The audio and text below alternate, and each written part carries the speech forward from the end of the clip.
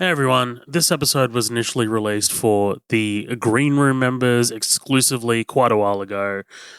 This is Carrie. I mean, it's a classic Brian De Palma Carrie. I mean, you can't go past it. It's pretty fucking awesome. Spoiler alert. Whoops. Um, I just kind of wanted to break in here to let you guys know that we apologize for the sporadic releases lately. Colin and I both have some stuff going on in our personal lives, and it makes it a bit tough to to sit down and record every fortnight. I mean, it's already tough living on the other side of the world and having to connect fortnightly. But we've been doing it sort of semi-regularly for 6 years, and it's just sort of like now that we're just really starting to hit some snags. We just both have so much going on. And we kind of really didn't want to leave you guys empty-handed. I mean, I know that it's been a minute since we released an episode, so I just kind of wanted to sort of break the silence a little bit and just kind of like drop this episode. This episode, like I said, was initially released for the Green Room members, and if you're a Green Room member, you've already heard this episode. We've got you covered. We've got a new episode out for you guys now as well on Godzilla -1. So if you haven't checked that out, you can. And if you are not subscribed to the Green Room, it's only $5 a month, and you get. We are still carrying on with the Green Room recordings because they are substantially shorter than these episodes, and they just make us, it's just so much easier to come in for an hour and just sort of like record, bang one out. For the real ones. So, look, if you do want to support us and sign up for the Green Room, that would be amazing, and we would honestly really appreciate it. We're an independent podcast. We do no advertising. We don't have any income off this, so it would be really, really fantastic. We've been doing this for 6 years and just really have been funded by our patrons. So if you do want to join, it's $5 a month, about a cup of coffee a month, which, yeah, I guess, because inflation, right? Cups of coffees are getting much more expensive. I mean, I pay $5.50, dude. Like, what the fuck? Head to patreon.com/midnight double feature to sign up.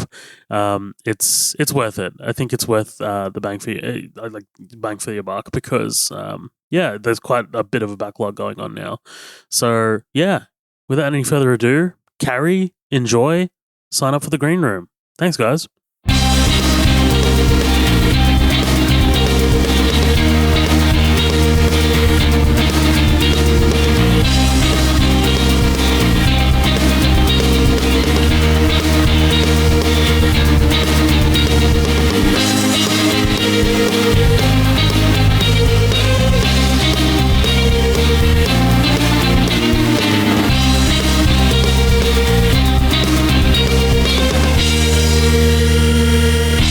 Yeah, who's this guy that passed away? Trevor Moore. So he was kind of like the spearheader, I guess, of Whitest Kid You Know, which is like a comedy troupe. They had a show on IFC, I think, and he did he had like a bunch of other stuff later on. He did like the Trevor Moore Show. Like he made that movie Miss March. I don't know if you've ever heard of that, but I think he wrote Miss March. But my thing that I knew him from was Whitest Kid You Know, but he's like 41 and he just died in an accident. So nobody really knows even what happened to him, which is not the point. The point is like a car accident? No, honestly, I don't know. I don't have any information, other than the fact that I think somebody said that he was at his home or he was even in his backyard and it was an accident. And I was like, okay, so maybe something happened. I have no idea. You can really only speculate. Some people have said like accident sounds like something else, like accident sounds like an overdose or a suicide. I'm like, well, you're just accident sounds like something that sounds like Stanford, like a Russian defector would experience. Right. Yeah. Accident is like fucking hot fuzz, Right. But he was super important. Like my friends and I, when we were first in, Matt, who's been a guest on for a couple of times, me and him and our buddies, Chris and Ryan, they were brothers. So we all hung out and watched Whitest Kid You Know, and we're like jamming in a band and hanging out in this garage all the time and shit.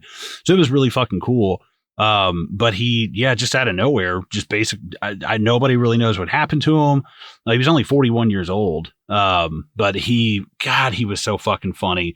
And a few of my friends and I were talking. My buddy, his name's Steve Parnell, but he does like a few sketch. He does like a YouTube sketch show and stuff like that. But he was like, I got to meet him. I can't remember where, but they went and hung out and got drinks afterwards. And he was a really nice guy. And it's like, have you never seen any Whitest Kids You Know, like the Abe Lincoln sketch? No, I can't say I have. I mean, like, you know, this guy passed away, and you posted in the after party, and you know, I saw a few posts on Twitter, and you know, I looked him up, and I was like, man, like, is he an actor like that's been in a few movies? I don't know, and there was nothing that I could like connect him to that I've seen before. Mm-hmm. Well, it's such a regional, like, I went through a phase where there's some kind of show.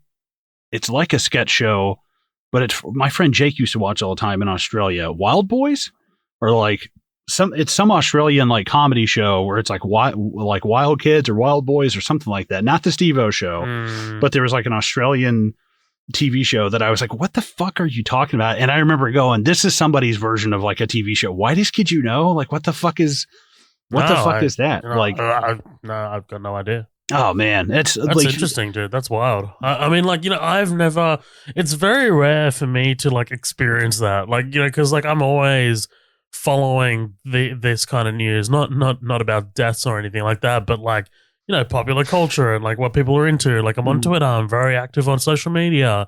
You know, I do research for the podcast. So like, you know, whenever someone passes away and, you know, there's a big like communal sort of like outpouring of it, and I have no idea who that person is, I'm just totally like just like, whoa, that blindsides me.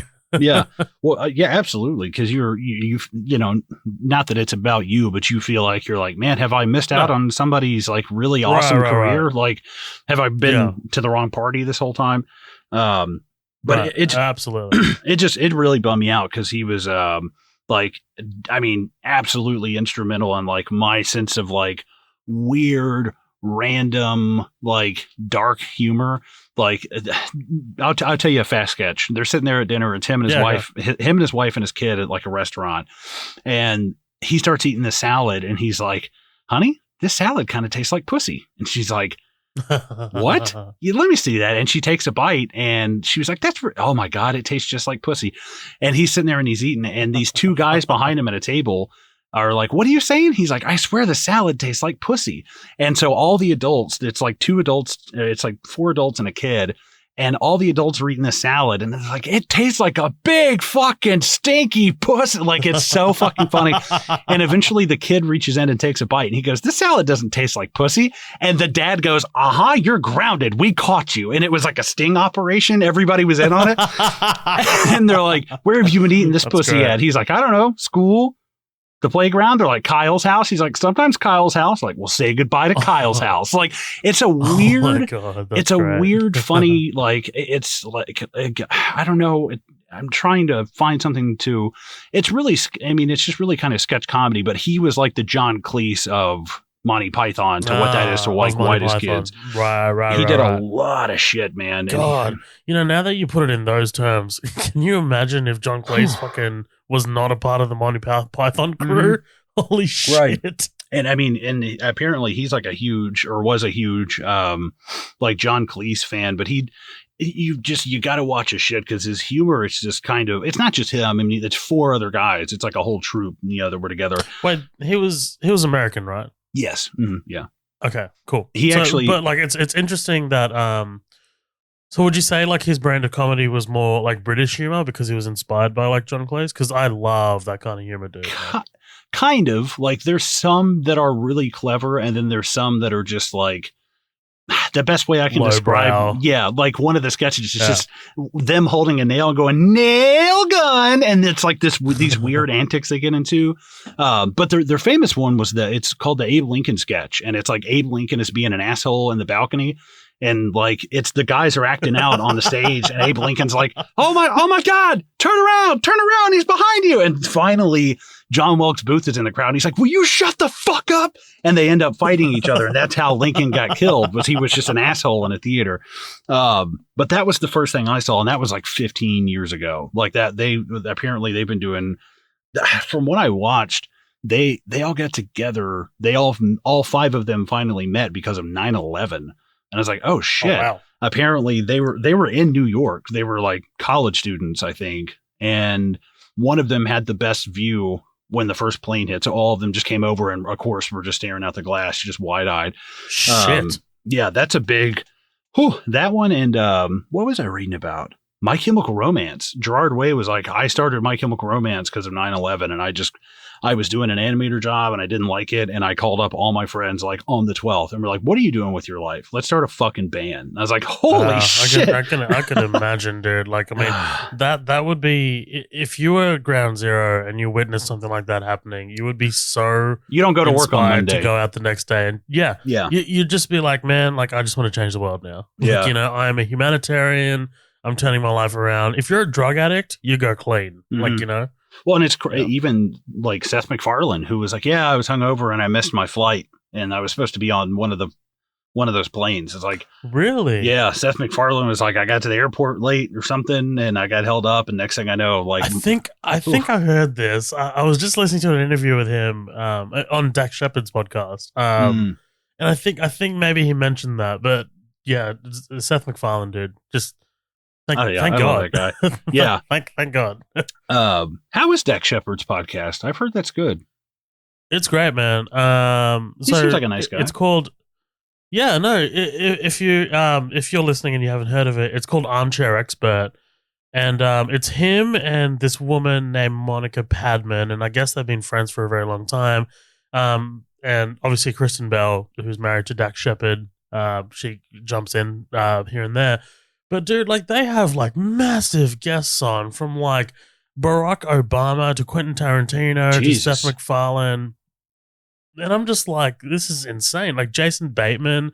And then like, I listened to the Jason Bateman episode, and dude, I went down a rabbit hole. I listened to the Jason Bateman episode, found out he had a podcast. Does he really? Called Smartless with Will Arnett and Sean Hayes. And then now that's become one of my favorite podcasts in the last 2 weeks. I love Will because Arnett. They just literally, he's so fucking funny. Oh, so good, dude. Like the premise of their podcast, Smartless, basically like all three of them are massive celebrities, right? Sean Hayes was in Will and Grace. But like they all know celebrities. So what they do is they started it during COVID, and they bring on a celebrity guest every episode, but the other two don't know who it is, like until they're sitting there right in front of them. So like they're like describing, they're like, LeBron James is a famous athlete, whatever, and they're trying to guess it. But yeah, like they had like JJ Abrams on and shit, Holy and LeBron shit. Obviously, and yeah, it's wild, man. Sorry, going back to Dak Shepard's podcast, it's really good because Dak Shepard very famously was an addict. He was very into drugs and alcohol. He considers himself a bit of a burnout. Actor, director. Like I was listening to an episode with him and Luke Wilson because they were in Idiocracy together. Oh yeah, I forgot. Ouch, my balls. Yeah, dude, fuck, dude, we gotta cover that. Yeah, we do. That's Mike Judge, man. I love some Mike Judge. Yeah. And like, they were talking about Mike Judge, and they were talking about like all the stories on set and stuff. And, but like what I like about Dak Shepard, like that podcast in particular, is that like it's not really like movie focused. It's more about like philosophical, like life stories, like, That's like cool. how they've ended up where they are kind of thing.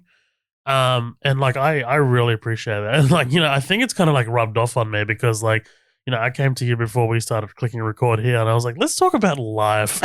Talk about we never talk about our lives. No, exactly. But yeah, no, it's called Armchair Expert. It's really good. Apparently I'm in the top 6% of listeners.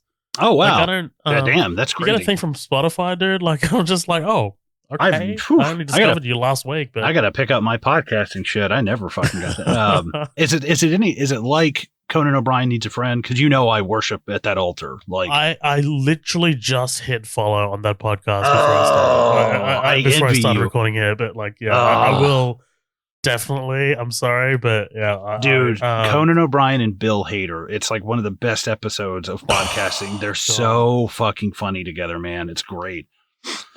I was listening to. God damn it! I can't remember who it was, but this Smartless podcast with Jason Bateman, Will Arnett, Sean Hayes, amazing, dude. Those three together, is like I can listen to them talk all day. Like they're riffing on each other and just banging each other out. It's so good. Who started a podcast that I was like super surprised by was Rob Lowe. Rob Lowe has a podcast. Oh yeah, called Literally, right? Yeah. Like I was listening to him on on Joe Rogan. Yeah, he was on Joe Rogan. Yeah. And I didn't love it. I gotta admit, I didn't love it. Oh, really? I love Rob Lowe. I just watched Super Troopers 2 for the first time. And he's in it. He's like the mayor of a Canadian town or something. Didn't even know there was a sequel. Do what? I didn't even know there was a sequel. Oh, dude, they waited fucking 15 years to make it. Like, it's a weird. Wait, isn't this recent? Like 2 years ago? Yeah, like the crowdfunding thing. Mm-hmm. Yeah. I remember that. But yeah, I started Rob Lowe's, but I just couldn't. I don't know. There's something about it. I just couldn't really get into it. But Dax Shepard, I think it was. I don't remember what movie I first really saw him in, but he's kind of like Steve Zahn. Like he was always there, and I could never quite remember his name. Point. But like, I like you when I see you, but I feel bad I don't know your name. And it's kind of like a friend of a friend that and they're always there every time you're with that friend, and then you feel bad because you've met that person like 5 times and you still don't fucking know their name. Can't remember the name, yeah. But it had the first time I was like, no, I know that guy's name now is Employee of the Month. I fucking love that movie. I think it's great with Dane Cook. I know it's so stupid, but what sucked me in right away in Employee of the Month is like the credits start rolling and they play. You ever heard that song like "Working in a Coal Mine, Going down, down, down"? It sounds familiar. Yeah. Well, there's there's like original. Yeah, the original version of it. I can't remember who does the original, but Devo, like Whip It Good, they do a version of it, and it is so. They start off with Dane Cook just rollerblading through a grocery store, like, working in a coal mine, going down. And I was like, dude, this is awesome. This is fucking cool. Right. That's one of those like early 2000s rom-coms that like gets a pass from me, and it doesn't deserve it, but it does. Fuck you, I don't care. I love Employee. Jessica Simpson's in it. Jessica Simpson, Andy Dick. Dude, early 2000s Jessica Simpson. Come on. It's like this is like Dukes of Hazzard, around. Whoa, maybe not that early. You know who directed Dukes of Hazzard? One of the main guys from fucking Broken Lizard who did Slam and Salmon. We literally talked about it like I think last episode. Jay Trendesco. Yeah, dude, I can't. You're like, what's his name? Is that how you say it? Yeah. That was literally what I was about to say. I was gonna go. How do you hit me with that again? I remember when I would. Oh yeah, he's in Jackass. Yeah, when I would get random names, I think we talked about this but I would get some real funky sounding name, and I was just like, hey, how would you pronounce this? And you were like, what the fuck, man, it's like 2:00 in the morning. Like, what the fuck? But it would be like, no offense, it would be something like I was like, dude, I try, man, but I can't. You're like, I'm gonna need to outsource this to Zohab, dude. I'm gonna need to outsource and this. That was like after Googling them. Of course I go to Google, I pronouncenames.com. I used it all the time because like, well, I can't wait to get to our searching episode and see you do the introduction. Oh, Christ. Name. I meant to Google that earlier. God damn it. I know exactly what you're talking about too. But yeah, I haven't really been doing, I played the fuck out of Sunset Drive. By the way, bonus members, we will get to Carrie. We're just chilling. We're just chilling. We'll get to it. I got a nice rum and Coke here, and I'm hitting my vape pen. And I'm feeling good. You know what? It's 10:40, but I might. Once we get recording on searching, I might go downstairs and grab one. But then, sorry, you were saying you were playing Sunset Overdrive, right? Yeah, that was it. I just played Sunset Overdrive. No, I'm just kidding. I have put probably about 80 hours into that game. Holy fuck. Maybe not that much. But I mean, I definitely, and I played it pretty much all the way through. It's probably one of the best video games I've ever played in my life. It's so fucking good. But then I went back and I started playing, because I haven't finished it yet, and I've been nursing it forever because I know what happens, is Red Dead 2. So I've been playing it slowly. Baby. And I'm still slow down. Talk dirty. Just speak Arthur, softly, yeah. I have a plan. I love Dutch. A plan. Oh, dude, and Micah and like everybody in that Dutch. game. That Red Dead Redemption is like a piece of art. Like that is such. I think that's better than any of the Grand Theft Autos they put out. Maybe except for 4. I love Grand Theft Auto 4, but Red Dead 2 I love is 5, man. Like Steph was downstairs playing 5 the other day, and I could not believe like graphically how amazing it still looked. This game came out in 2013, like for fuck's sake. And, yeah. You know, like this is obviously after I've played Red Dead 2, and Red Dead Redemption 2 looks amazing and it plays amazing. There's something about Grand Theft Auto 5 that just feels like like junk food. Like it feels like junk food. Like it's light. Like, you know, obviously it's heavy because you're killing everyone, but it's light and it's just fun to consume. Whereas like Red Dead 2 is like a good steak. Like, you know, it's like a good steak. Red Dead is like waking up at dawn and chopping wood, and GTA's like GTA's like cracking a monster, you know, because it's so heavy. But then they sprinkle in those great moments of like just hilarious shit, of just random stuff, you know. Dude. I came across a dude, you know, because there's always like a blind guy and he reads you your fortunes. Have you ever come across that guy, the stranger, the blind dude? Well, there's a fake one out there. I didn't know this, I believe. And I pulled up on a dude and he was like, "Hey, can you help a poor blind?" And I just pointed my revolver at him and he ran. And I was like, "Oh, so much for being fucking blind, dude." And he took off. The one you're thinking of is legit blind. Like you can point a gun at him and he won't move. But that game is so fucking dynamic, dude. Like all that kind of shit. And then okay, look, this is totally going against what I just said, but have you hogtied a prostitute and put them on the train tracks yet? No, I mean, not a prostitute, but no. Yeah, I mean, I think I've put somebody. It doesn't on the have train. To be a prostitute, but okay, I was like specifically a prostitute. Like, no, I've taken. Can you imagine? Like, we put a prostitute and the fucking train stops. Listen, we're gonna have a celibate town one way or the other. No, I would take people. This is fucking. This is grim. I would take because my thing is like I start playing games. And, you know, I'm walking through and I'll be like, "Howdy, mister," you know, and somebody says, "Hey, how you doing?" And it's like, man, it makes you feel like you're in that world. It really makes you feel like you're vibing. And then all of a sudden some guy's like, "Watch it, asshole." And you're like, the murder murder hits the top. Dude, so fast. I say red. I'm just like, and the worst thing I did was for a while, I had, you know, 2 revolvers and then I swapped them out for 2 sawed-off shotguns. So I would just go and just fucking like erasing people's heads. So I was like, no, I'm in the middle of Valentine. I don't want to kill this dude here. Here's the not the problem I have with that. Like, it's not really a problem. It works really well, but like the system they have in that game for, I guess, punishing you for going rogue. Like, you know, like how it's just like, all right, we're going to put a bounty on you in this area, right, what have you. And you, like, they will chase you until you pay it off. Like, you know, I don't like, I feel like that's really severe. Like, you know what I mean? Like it feels severe. Like if it was like GTA where, you know, you get 5 stars, you lose them. You can't lose 5 stars, by the way. But like, anyway, so let's say you lose 5 stars and you come back to that area. It's fine.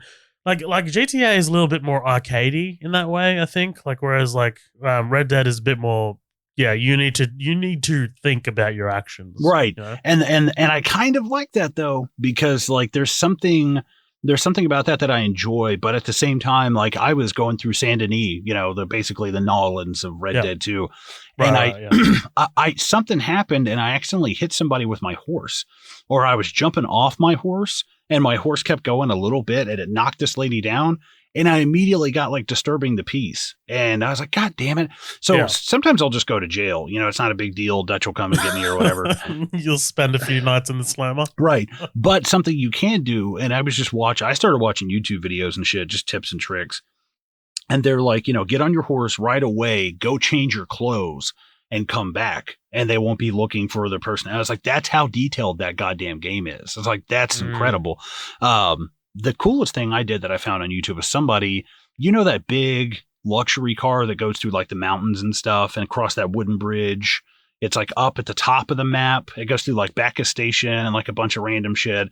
There's a few trains that come, Not but that like, I recall. No. There's like a few trains, but this one has like nothing but passengers. There's none of those like flat cars with just barrels on them and shit. I'm sure this is super interesting. But anyways, you can go through that train and rob everybody. But of course you get like wanted, or whatever. So there's a huge tunnel at some point in the game that goes through a mountain. So I took a hold of the train and parked it in the middle of the tunnel and went down the tunnel and robbed everybody. And I didn't get any like consequences for it badass. because I was hidden in the tunnel. The fucking artificial intelligence in that game is just amazing. Like in terms of like what you can do. Shifting gears a little bit, I've got a little bit of a story to tell you. This happened to me this week, and it's never happened to me before. Well, not to this extent. I have been applying for jobs. Like I always apply for jobs, right? Like, because I'm currently working in a contract role, and it is relatively safe. Like, it keeps rolling over, what have you. But like, I do want to find something permanent, like obviously. Right. So I applied for this job on a Tuesday, and the company is called Screenwrites. And, I'm so sorry. I just something went down the wrong hole. So sorry. That's all right. So this company is called Screenwrites, and what they do is it's a not-for-profit organization, and they help like content creators, like filmmakers and TV like producers, with residuals and obviously copyright issues and things like that. All the technical, like legal stuff. Yeah, all the legal stuff. So like obviously if someone's using, let's say Midnight Doll Features logo somewhere, right, without the permission, like these guys get involved. So the position is for associate counsel, which sounds amazing. Like whatever. And I applied for it on Tuesday, and I got an email on Wednesday for an interview, which is amazing. Again, I was like over the moon. And I had the interview on Thursday. So I sit down and, obviously I had prepared for it and what have you. And I'm really, really trying to hide my excitement for this role because, I mean, obviously it's a entertainment law area. Think about like what I'm into. Like, that is just so so far in my wheelhouse. Yeah. You couldn't get any more further into the wheelhouse. It's just so far. Well, it's film and then law, and it's like you get to. It's like you're fucking the ass and the pussy at the same time. Like that's fantastic, dude. Like if I had a two-headed dick, that's what it would be. There you go. But like. Yeah, like not only that, it uses both of my degrees. So it uses my communications degree, it uses my law degree. So like, fucking match made in heaven. So like I'm in the interview and like it's two people. There's a head of legal and head of something else. I don't know, whatever. She wasn't asking me questions, but she was just there. And she goes, I'm like gushing. Like I'm like, I've Googled Screenwrites. I've had a read. It sounds like an amazing opportunity. Like what you guys do is so great. And she's like, well, you Googled us and we Googled you as well. And the first thing we found was your podcast. And I was just thinking, oh no. Oh, good God. just get up. Sorry, listeners. That was the sound of me just getting up and walking away. Like, dude. like I just walked up and double tapped somebody in the back of the head and just walked away. Like, I don't want to be seen at this murder. Like, I don't want to see this shit. What did they say? Terrifying. It was a terrifying moment because, like, she didn't. Okay, so at the start of the interview, she said that, and then she didn't talk about it until the end of the interview because she just mentioned it. So at the end of the interview, she goes, I made a joke after that. I was just like, usually I blur my background because, it doesn't really fit in with any like lawyer kind of like other roles. But I was like, for this one, I'll unblur it. Like, it's all like movie shit. And she's like, you should like put your podcast on your CV because it's such a great thing. I was just like, oh no. So like at the end, dude, she's like, yeah. What does freshly squeezed mean up there? Well, uh, she goes, yeah, because we Googled you and we literally called you like the next day after you put in your application. And the reason, we got you in for an interview was because of your podcast. Holy she's shit! she's like, I found your written review of Dark Waters on the website, Nice. and then I decided to listen to the corresponding episode with the lawyer, and I was just like, oh my god, you couldn't ask for a better episode for them way. to listen to, though, dude. No fucking way, dude. Oh, I listened to your coverage of Scary Movie, and Dude, you have no idea the wave of relief that swept over me when I was like, oh my god, thank god they listened to the Rob Ballot episode and nothing else.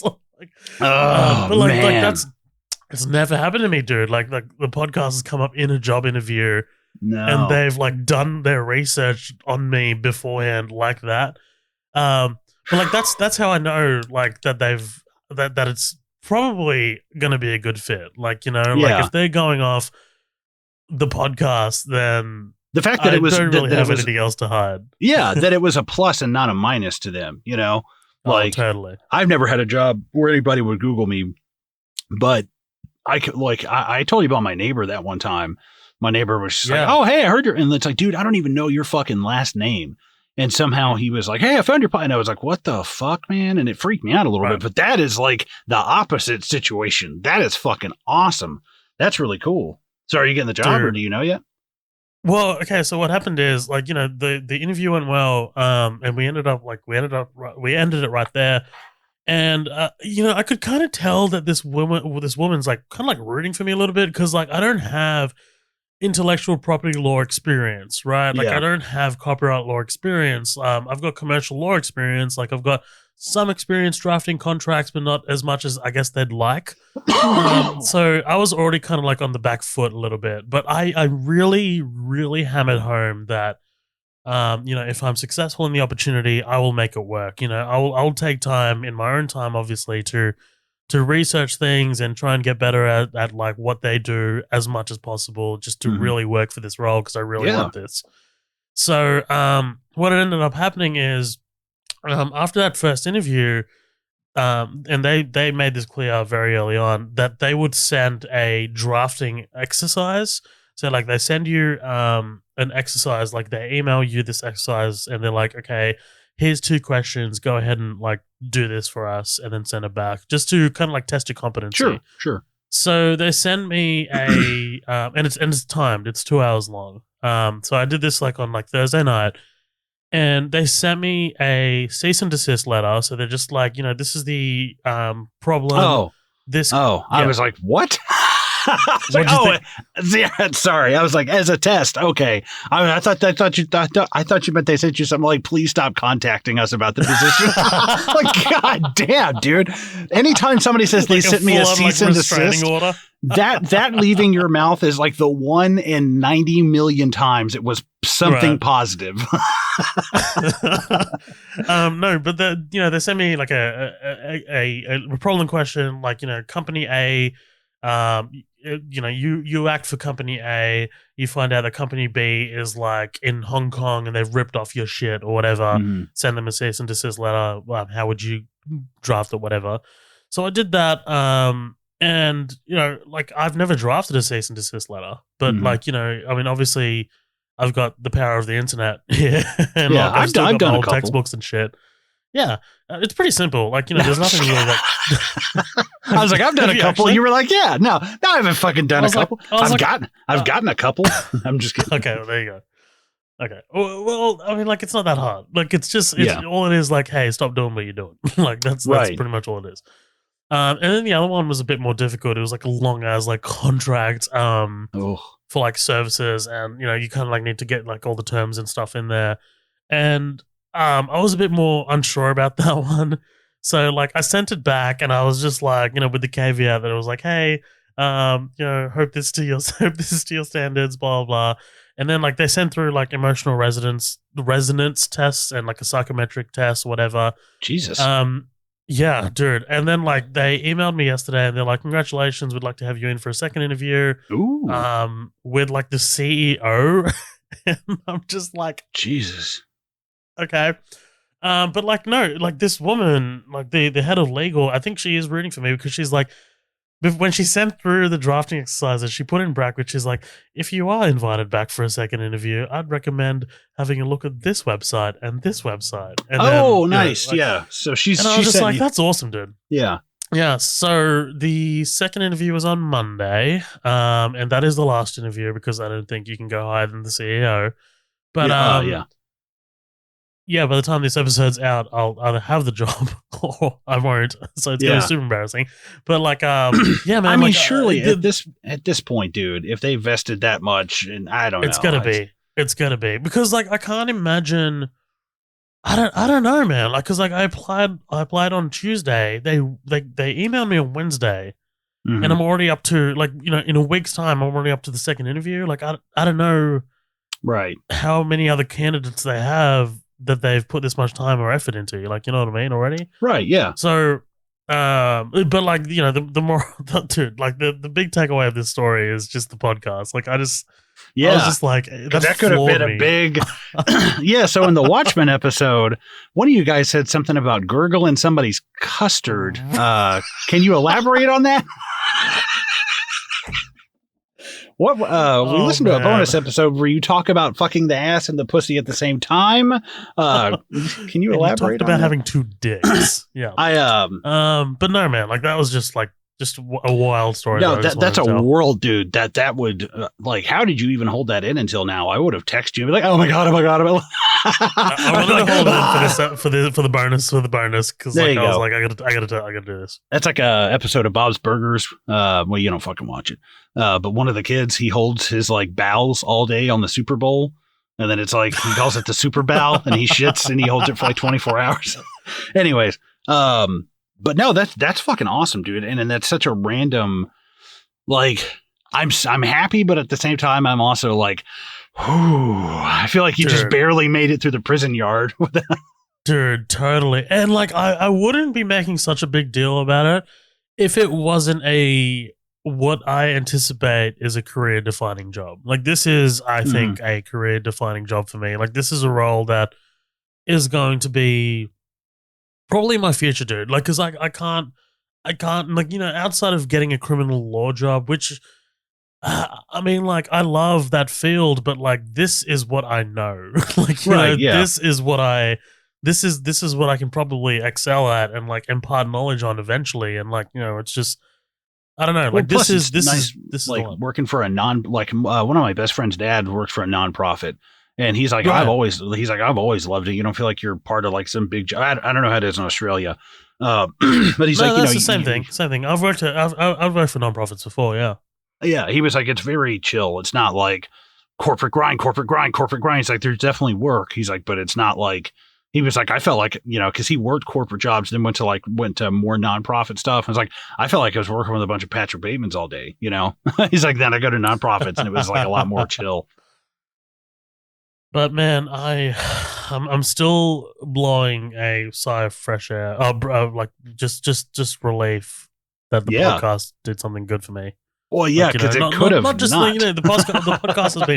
podcast has done so many good things for me, but like never in the professional field. Like, no, absolutely not. Like, I get so worried when people like ask about the podcast or like. Excuse me.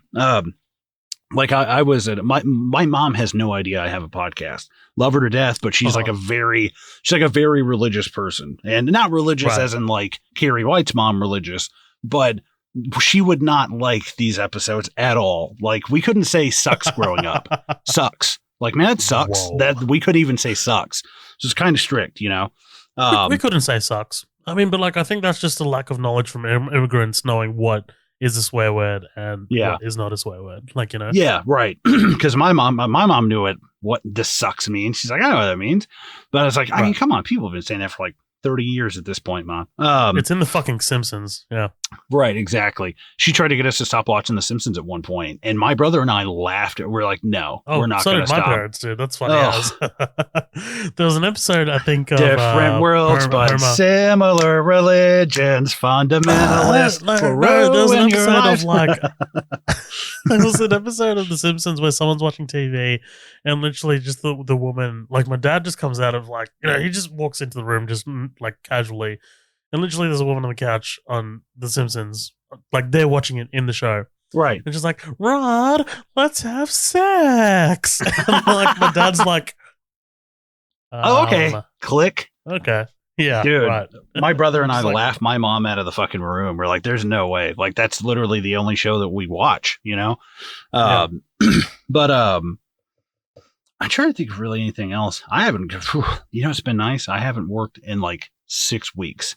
I took like my because of my job where I'm working at now, they actually called me today because they're like, hey, something oofed up on your background check. Like, we need to go to your previous employer and verify like previous employment. And I was like, okay, whatever. I've never had a job do that, but okay, whatever. And they're like, and can you send us over like your most recent W-2? And I was like, Jesus Christ, dude. Like, this is like a manufacturing job. This is me, one of like thousands of people that would work at like a plant, basically. And I was like, God damn, like, I don't understand like why I don't have a degree or anything, but it's something they do. They pay like a third party to verify employment and they fuck something up on it. So now that's taken even longer, which I kind of don't really care about. It's like, I've always had a job since I was 15. I've taken like vacations here and there, but I've never taken any time off. And it's like, dude, I'm 31. Like, at some point, like 6 weeks off is fucking earned. And I like, and maybe you take it here and maybe you take it there, but I'm taking mine right here. And I'm just going to chill. Do it, dude. Fuck it. Why not? Dude, and that's the thing is like I was sitting there and I didn't even apply for jobs for like a month. And then literally the first 3 days in applying jobs, I got applied to that place. And they're like, yeah, we'll start you off at $20 an hour. And then after it'll be 22 after 6 months. Oh, damn. Sounds cool. I'm so jealous of that. Like, you know how long I've been looking for a permanent law job? Oh, yeah. Well, then it's apples and oranges. They're like, this is like a plastics manufacturing plant. It's these are apples and oranges. You want to jump into Carrie? You down? You ready? Yeah, let's do it, man. This was fun. I like this. I like this. This is fun. I like this just riffing. I hope. I'm wondering. Tell us. If the green room members like it. Yeah. Tell us if you don't like it. You know what? But we won't change anything about it. So it doesn't matter if you tell us or not.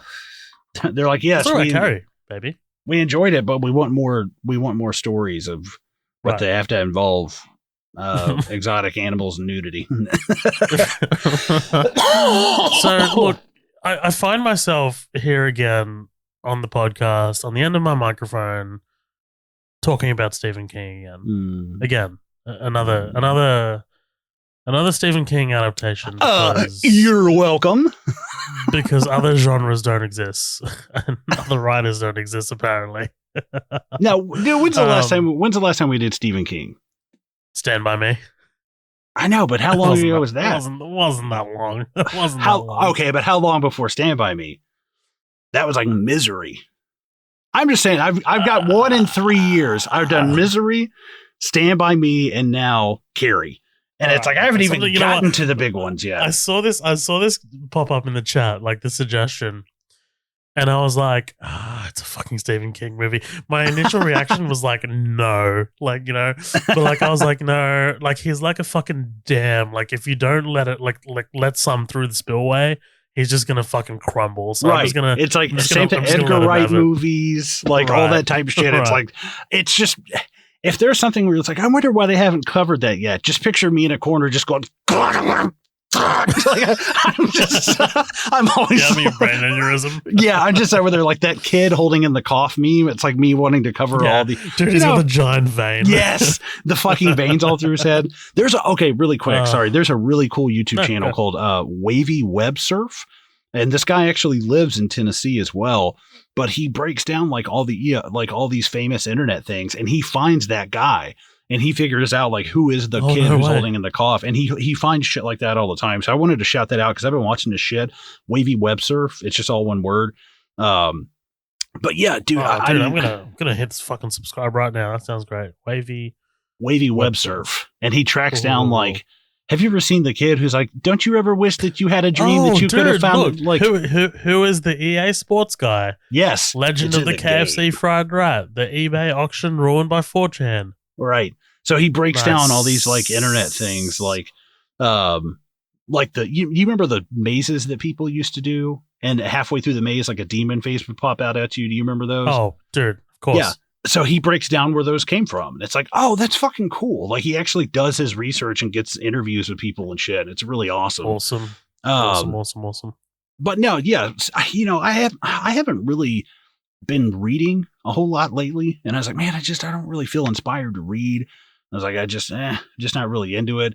And I was flipping through my Audible because I got a bunch of books in there. And I was like, man, you know what? It's probably been like 2 years since I've listened to it. And I always like to listen to it every 2 or 3 years. I was like, Halloween is coming up. Let's do it. And I started it. And right away I was like, God damn it. This is so much better than like 80% of his other books. I'm sorry. It is just like a masterpiece. But I've read Carrie, and that's what kind of is like, man, let's do something let's do something that's short. This is short for Stephen King. It's like an hour and a half. But I wanted something short. I wanted something that was going to be fun and quick, but it's also a classic. And I feel like this is one of those movies that like inevitably gets covered just because it's it's like pop culture icon shit, you know? Yeah. And I got to be honest, it's definitely not my favorite Stephen King adaptation. This feels like Suspiria meets like Saturday Night Fever sometimes, which I'm okay with. I don't hate those movies. Yeah, but they're definitely not like my personal cup of tea. But I like the book. I definitely think I like the book better than the movie. The book's only like 290 pages. It's very short. Like I think I read it in like a couple of days. But I like the movie a lot. For the most part, I don't absolutely love it. I think it's a pretty good adaptation, you know, definitely compared to a lot of his adaptations that are fucking horrible. I think this is a very good adaptation, but at the same time, there's certain things about it that date the fuck out of this movie that really, really date it in a bad way. But if you're a fan of that 70s type shit, it's cool. Are you talking about the 70s Bush that we get in 3 minutes? Oh, dude. Well, and the thing that cracks me up. That was egregious. You could. What does Patton Oswalt say? He's like, you could hide a VCR in that bush. I can't say anything. I'm Scottish. You and I can't say shit. I'm Scottish and you're Indian? Right? Fiji Indian? Himalayan? Is that what it is? I asked you that. I remember we started the podcast. Like, I mean this in the nicest way. But what are you? I'm sorry to put it that way. But I was like, I'm French Scottish. Like, what are you? You know what? That's not even like an analogy, or you're not even exaggerating. That's just how you're like, what are you? I was like, where do you come from? Like type shit. I am ethnically and sexually ambiguous. Yeah. I found out I'm like mainly English and Scottish. I'm not even like hardly French, no Irish. It's fucking ridiculous. Right. Anyways, but you know, Sissy Spacek is awesome. I think the best part of this movie is probably her mom. She's fucking like almost hilarious. She's so over the top, and I love it. I'm so there for it though. She's so fucking. Did funny. You know like what she was like on set? Apparently, she thought that she still considered this a black comedy. Like, yeah, and I mean, dude, so like. I text my mom I was watching this today because this is one of those movies that like my mom we watched this all the time growing up because it was just this awesome.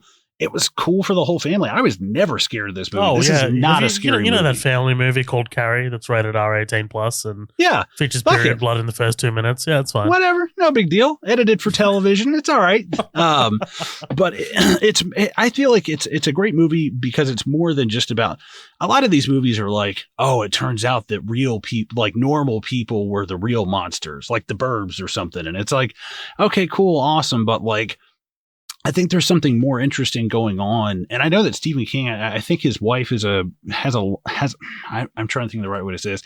I think she has like a like a very feministic view on things. I think she's like I don't want to say a hardcore feminist because that just sounds bad, but I know that a lot of that's like, obviously they agree on a lot of shit. So I think that he was writing from this perspective. He threw the book in the trash from what I read. Was he got like 20 something pages in, threw it in the trash, and then she went in the trash can and pulled it out and was just like, you should keep working on this. And it's like, dude, I'll tell you the quick story. Sorry. It's like a George Lucas moment where apparently his wife saved the cut. Yeah. Right. So he was George Lucas, goddamn, Stephen King. Stephen King was like, we didn't even have a phone. We were so broke. The cupboards were basically bare. My wife had taken one of our kids because they had an ear infection and they had to get some of that shit you drop in their ear or something like that. He's like, so I get home and there's like a telegram on the front of the door or something. And he was like, so I get in, the car's broken down, you know, we're fucking broke. We got like 2 or 3 kids at this point. And he's like, and I walk up to the front door and there's a telegram from my, I guess like his agent. And he was like, hey, congratulations. We've here's an advance on the paperback rights. It's $2,500. And he was like, oh, okay, cool. Awesome. $2,500. It's awesome. And I think later on the story was finally we got a phone and he could call us. And I was on the phone and the $2,500 had run out. We had to go fix the car. The transmission fucked up. And he calls me and he was like, hey, you sitting down? And he's like, why? And he was like, we just sold the paperback rights for $450,000. And it was like, he's like, so 50-50 split because I'm your agent or publisher or editor or something. I can't remember. 50%? He was getting 50% at the time. Like whoever his agent or publisher was. I feel like that's a steep cut. Like that surely can't be. I think standard. Actually that became a big problem later on and he left whatever publishing house that was with. But yeah, so he was like, yeah, so this guy basically called me and was like, you just got $225,000. And he was like, I just ran out and bought my wife like a hairdryer, the first thing I could buy because nothing was open. So literally she fished it out of the trash. But I think that's nice. That's a nice story. Yeah. I think there's a lot of stuff about like, there's a lot to this story about how Carrie is she's failed by men, but she's also failed by women a lot. There's not a lot of men in this movie. It's like John Travolta, the blonde guy, William Katz, I think is his name. And then the principal, there's maybe a handful of guys in this movie. And it's like her mom, like her peers. The only person who really doesn't is like the coach, you know? But, you know, and the most important woman in your life growing up, especially when you're that age, is like your mom. If you're lucky enough to have your mom around, you know, that's obviously such an important connection. So to have your mom just be like this, like beating the shit out of you, hitting you in the face of the Bible going, and the original sin was sex, whatever she's saying, she's hitting her in the face. But I enjoy this movie a lot, but I think that it's a little dated. I know they tried to remake it. I didn't really watch it because I didn't have an interest. But I think this is one of those movies that I watch it with like a half lens. Like, yeah, it's still great. There's some like absolutely fantastic moments in this movie, but you kind of have to watch it through the lens of, hey, this is 76. Like there's not yes, there's horror movies and stuff out, but like obviously Nightmare on Elm Street's almost 10 years away. Jason hasn't come out. Like 76, you're talking about like Exorcist and shit. So it definitely has like a strong 70s You're talking vibe. Like 1 year before the year of our Lord, which is Star Wars. Like that's old.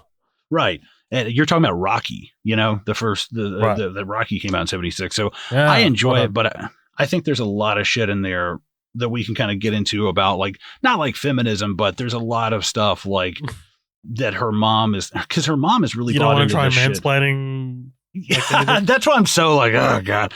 But I'm just throwing it. So her mom has bought this like hook, line, and sinker, like these like, I guess like patriarchal parts of the Bible that's like a woman is to serve man and blah, blah, blah. And it's like these really Old Testament type shit. And I think that there's part of that she's kind of bought into, even when she's like, you know, she starts her period and she's like, oh, the curse of blood of womanhood. And it's like, well, that's not a curse. It's a natural part of life. Like when men, you know, hit puberty, it's not considered a curse. So why is your thing considered a curse? It's like being female is like the original sin. It's like you're born into sin, just being this like woman, you know? And I thought that was kind of interesting that like, that's your influence, you know, from your mom, just your whole fucking life. And then you go to school and deal with getting like picked on and shit. And you're already thinking you're this like monster for no reason. Like, and it's all, I don't know. To me, that all goes back to some like biblical shit, like it's kind of like you're just born in sin, whether you're a man or a woman, I guess, but women especially, it's like, oh, and Eve, took from the tree and she's the one who, basically brought all this sin into the world. It's like, oh, brother, give me a fucking break. Like, and just read that shit. I'm like, ugh. I grew up in churches a lot and saw this kind of stuff. And it's like, it's kind of like this, like, fornicate but don't enjoy it, taste but don't eat it, like type thing. And it's like, I don't know, this is just all silly to me. And I think her mom is kind of part of that thing of like, the women are subservient, you're not supposed to enjoy anything, basically kind of shut up and do what you're told. You know what I mean? No, I do. Sorry, I was just texting my parents. No, So yeah, at 11 o'clock every day, we keep an eye out, because the state does its press conference as to how many new COVID cases there are in the state. Today is the highest, 466, which is awesome. Great. I love that. So that means we're not going to get out of lockdown anytime soon. Awesome. Sorry, my apologies. But what was the last thing you said? I'm so sorry.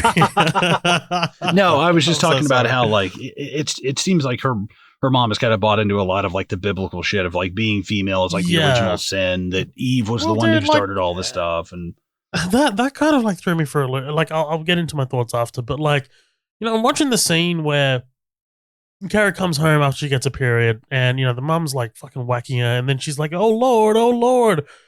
And I'm just like, this coming off a recent departure from religion that I had earlier this year, whatever. Right. Like, she's screaming up, oh Lord, and the Lord is leaving her on fucking Scene, right? Like Scene 1976, whatever. It's just the two chicks. And like, there is a young woman directly in front of you crying and asking questions. Why did you not tell me?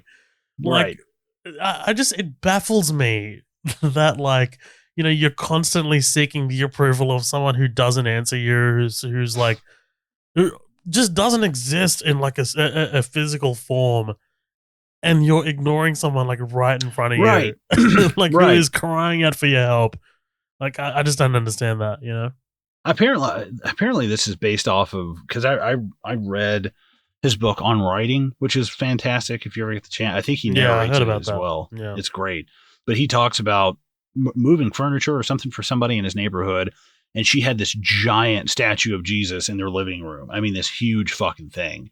And one of them was like hardcore religious, and another girl, which is like super bullied, was, extremely poor growing up and always wore the same clothes to school every single day.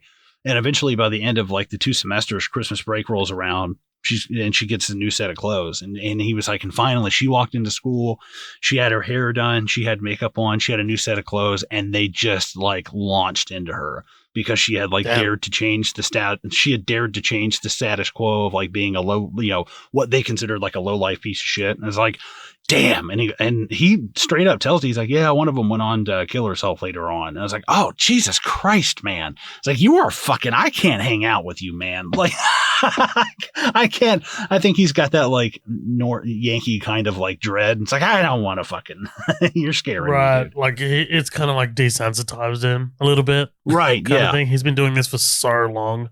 I can't imagine what it takes to get Stephen King a boner. Like, Jesus Christ, that's got to be terrifying. or it's like the most plain thing in the world, It's just his wife just bends over to just pick up a plate or some shit.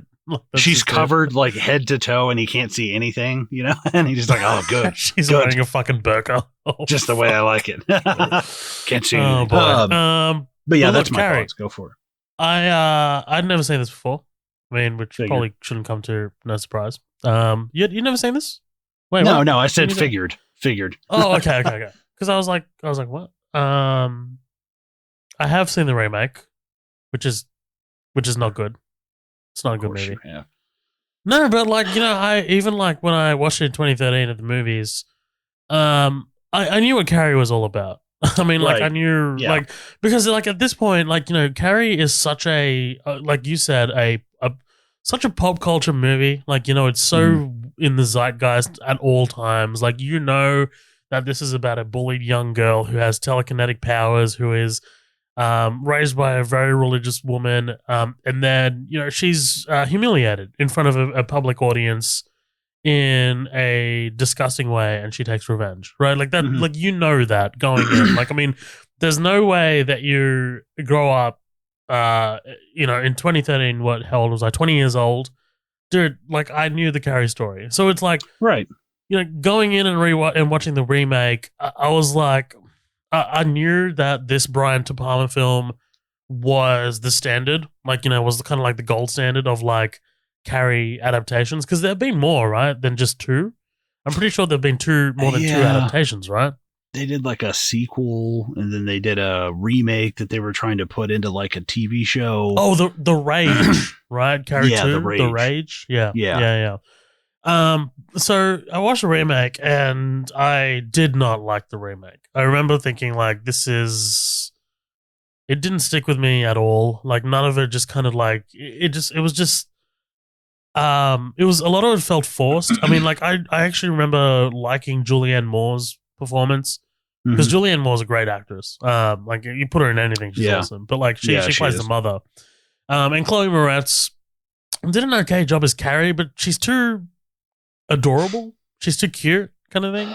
Like, she doesn't have like the, I don't know, like when she's angry at the prom, like when Carrie is, there's a moment in this movie when you're at the prom and she's just like wide-eyed and looking around, and like you can feel the anger and like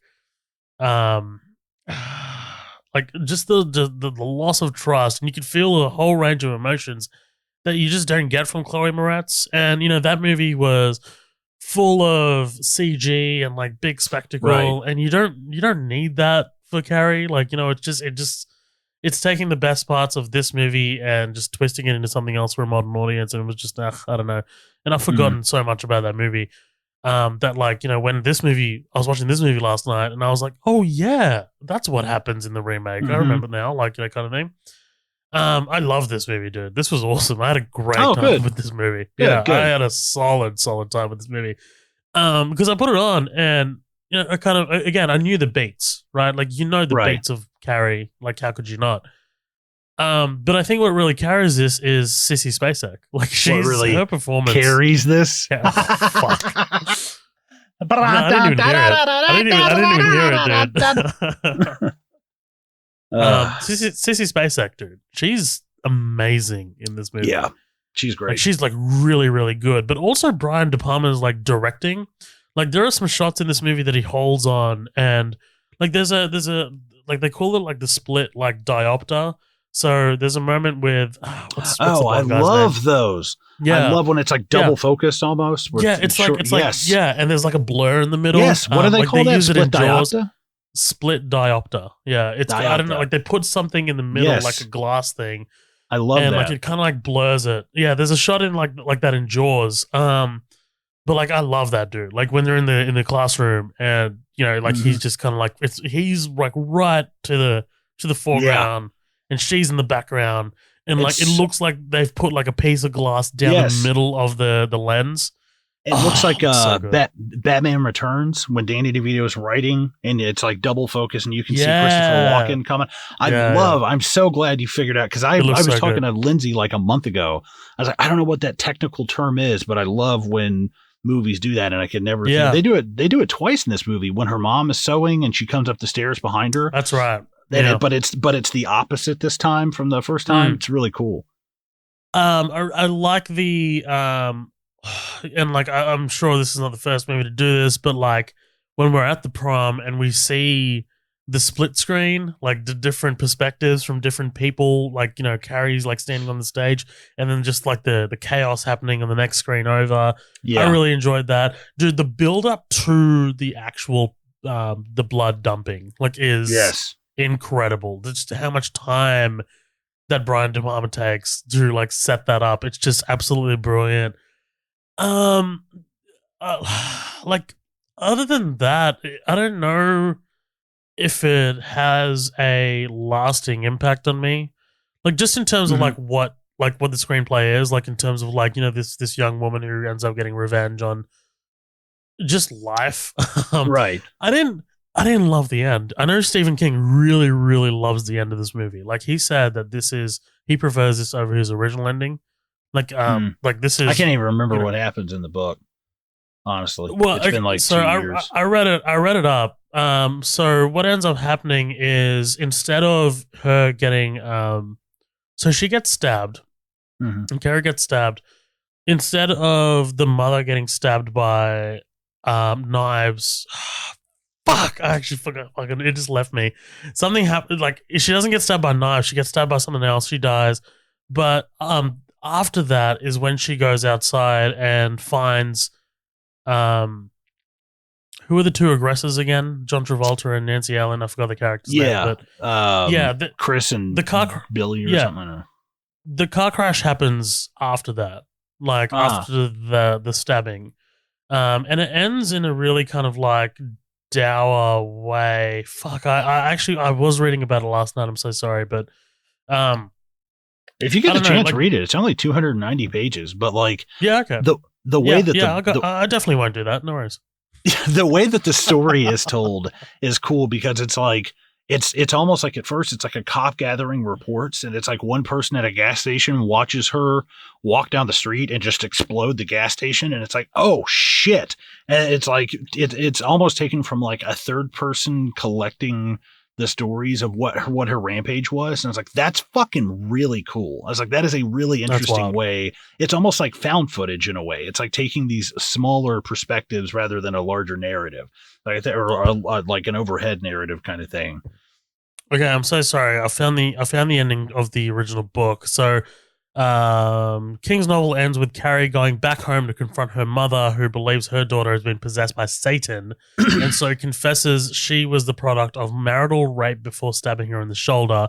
Mm. Carrie fights back by mentally stopping her mother's heart, and then goes to the roadhouse where she was conceived. Mm. There, she comes across Billy and Chris, who try and run her over, but are unsuccessful as Carrie takes control of the car and sends it into a wall. Carrie collapses and bleeds out from the knife wound and is found by Sue, who proves she had never felt animosity towards her. Carrie forgives her and dies, while a state of emergency is declared after all the chaos she caused. I don't know, like that was Stephen King's original ending. Hmm. I kind of like that a little bit better than the cheap hand through the grave ending. Yeah, for 76, again, this is like so Before many Jason, before movies. Freddy, before those Right. endings, yeah, yeah, Right. yeah. So it's like I get it at this point. In fact, there's a funny story that Stephen King was saying like we were at a theater and he was like, they didn't give a shit about the writer at the time. They didn't give me like tickets to even go see the premiere of this movie. I went and saw it at some theater somewhere and they had paired it up with like a comedy, like it was like some kind of comedy. Oh, excuse me.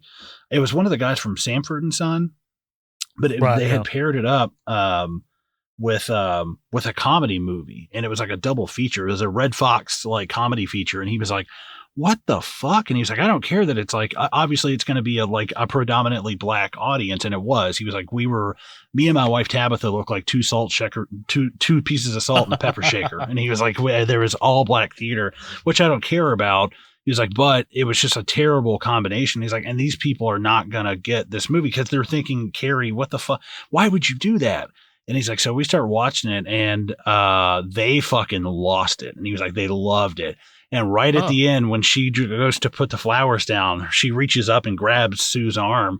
And he said, this huge, he must have been 250, 350 pounds, huge black guy just goes up in his seat and comes back down. oh He goes, hell, wow. he goes, that's it.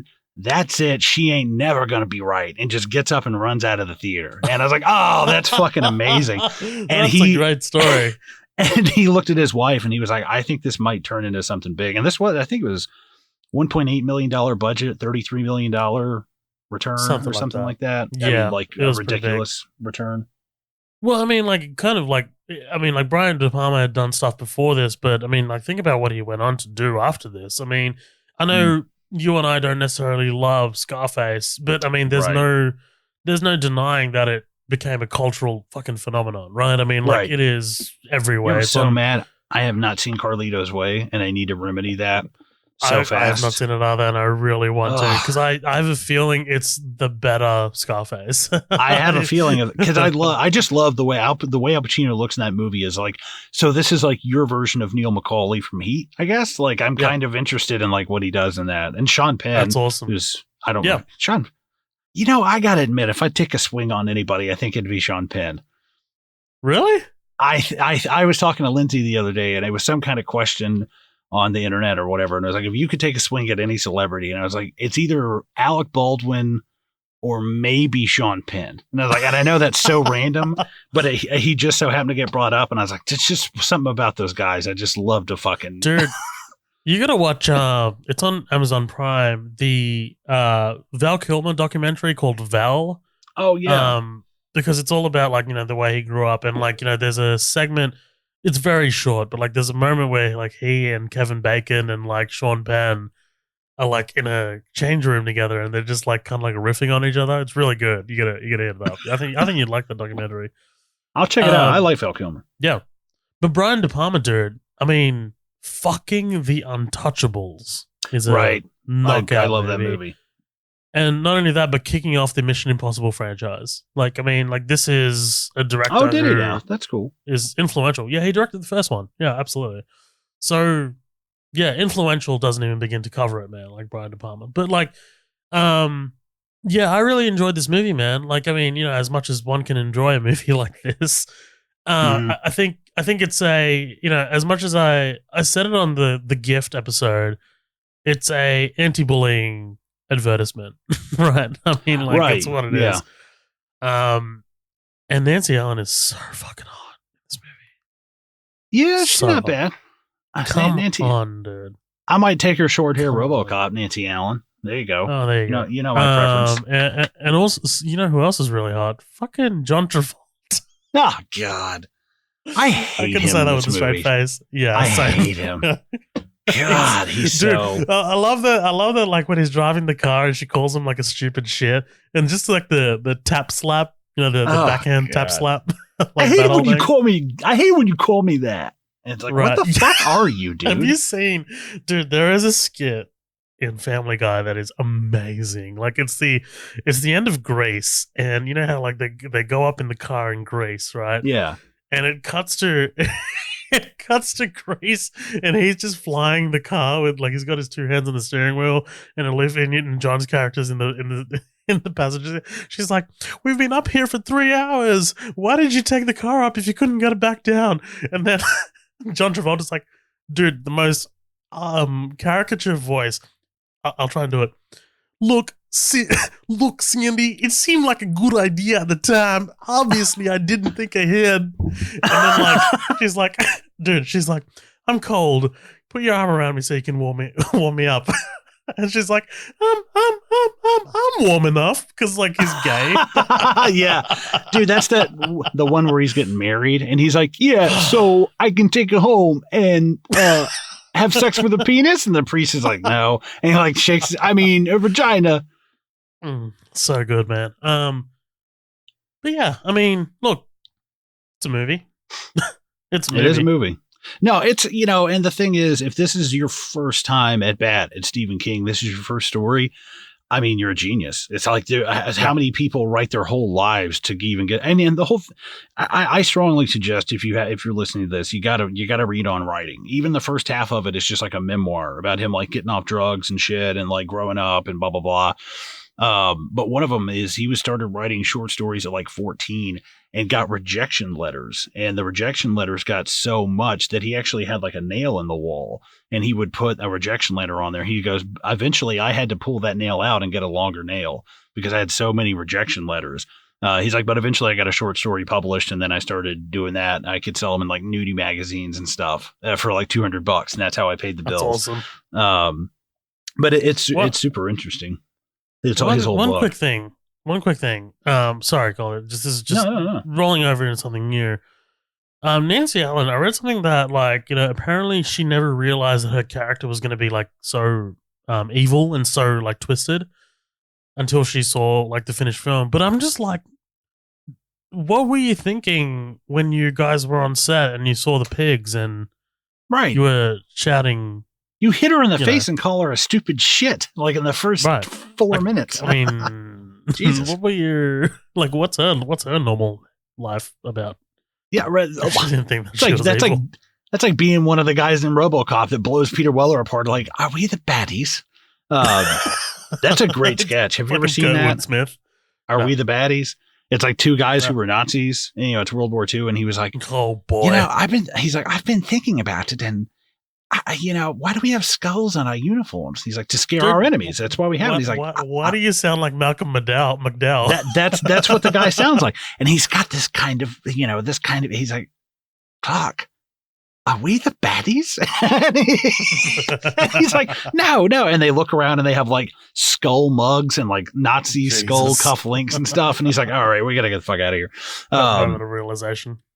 But yeah, I mean, let's jump into this. This is not, this movie's quick. This movie is lean. This is a very lean, it's a very lean movie that I think could honestly be even leaner. Like, I think that I think it's got a little bit of filler. Like, I think there's a little bit of filler in this movie. Yes. Like, this is a Sully situation for me. Sully, the movie directed by Clint Eastwood with Tom Hanks in it, where he plays Sullenberger, who lands the plane in the Hudson in the Hudson. Like, that movie was just like, oh, cool, you landed the plane in the Hudson safely, and the board said it was okay. That's it. That's literally it. That's literally 2 sentences of the movie. You did not need an hour and 45-minute movie for that kind of situation, Right. And that's kind of something with Carrie too, is you go like, man, it's cool. I like seeing the setup. And maybe this was at a time where, like, I know this sounds kind of nuts, but like, they hadn't really had a lot of superhero movies at this point. Superman, I think maybe. When did Superman come out? I have no idea. Oh, that's a good question. Somewhere that's definitely one of the first, if not the Batman TV show. But I feel like 78. Okay, 78. So this predates Superman. So it's like people with powers kind of thing. I think they're like, okay, this is Stephen King. It's going to be a horror thing. Is it really horror? Is it really scary? It's really not. I feel like this is more almost like Upgrade. This is more like Lee Whannell's Upgrade to me. Like, it's somebody with a power that's struggling to control it. If I were younger, Sissy SpaceX, the look that she gives everyone at the prom, that would terrify me. Yes. Like it's just a dead-eyed, like, open wide stare. Like, that is actually terrifying. I vaguely remember my dad telling me that, because he watched this when he was 12 years old, which is when it came, when it came out in Fiji. Which, by the way, thank you for choosing a movie that my dad watched when he was 12 years old. Yeah. Because, like, he was like, yeah, I watched this in Fiji. It terrified us. Like, it absolutely scared the shit out of us, because telekinesis is also something that wasn't that big of a thing in movies. Right. Yeah. Like, that was not, you might have like guys bending spoons on Johnny Carson or something, right, which is just some bullshit. But yeah, not like on the, I mean, X-Men was out, but that was considered, like, I guess, more fringe. This wasn't like that was considered comic book shit. Right. No, exactly. I mean, like, this is a quite normal person, just losing his shit. And like, dude, the knife stabbing is pretty intense. Yeah, right? I mean, that one like, is. It just keeps on coming. Like, they the keep Jesus flying in the into closet. a body. That's horrible, dude. That is horrible. I hate that thing. I hate it. The fucking the lit up eyes. Yeah. Damn it. But for the most part, performance really makes it terrifying, to be honest. The mom or Sissy SpaceX? Sissy SpaceX. She really sells it, dude. Like, when the mom, like, in the first 10, 15 minutes, whatever, drags her into the closet. Like, that's horrifying. Screaming. It sounds like somebody just being dragged out. Like, it's awful. And there's something interesting too, before we like jump into the movie, I guess, like, proper. The thing that I think that people say Stephen King writes kids really well, and obviously, like, he does. I wouldn't really consider, I guess, Carrie like a kid. I guess she is, for all intents and purposes. She's only like, she's a high school senior. I guess, whatever. You're on the borderline, What is that, 16? 18, at least. 18. Yeah. Oh no, wait, she got a period late then. Very late. They say that in the movie, and I was like, wait a minute, she's a high school senior and she's just not getting her thing, and I think I don't even want to say that. I'm probably wrong. That like I think in the book that might even allude to why she has these powers, that it's just been storing up and it just. But I don't think that's right. I think I might just be doing my own headcanon. But anyways, there's something that he is great about writing kids and like young adults and stuff like that. But he's really fantastic at like, Pennywise is scary, and like Kurt Barlow from Salem's Lot is scary, the vampire. But who's a lot scarier than that is Annie Wilkes or Boggs Diamond from Shawshank, or fucking Carrie's mom. Those people are the ones that scare the shit out of me. Like Pennywise, that scared me when I was like 5, and I fucking would always like check in the toilet to make sure he wasn't crawling up while I was taking a shit. Jack And it scared the hell out of me. Right? I mean, right. That's what I'm saying. And it's like, it's these moments of like, you just take this person and they what I call fuck snap. They just fuck snap and just, it turns into this thing. And that's what I think is interesting, is kind of like Teddy Duchamp in Stand By Me. His dad fucking burnt his ear on a stove. Like, how does Stephen King even think of this shit? Where it's like, it's such a specific detail that ends up becoming like a character trait. Like, I've got how one the word hell? for you. Cocaine. Cocaine. Oh man, what I would give to go up in like 1980 Stephen King, be like, hey, what's going on? You want to do a line in the bathroom? Be like, just do a little bit of Tuco, like, oh, that shit is tight. Oh my God, I would fucking die.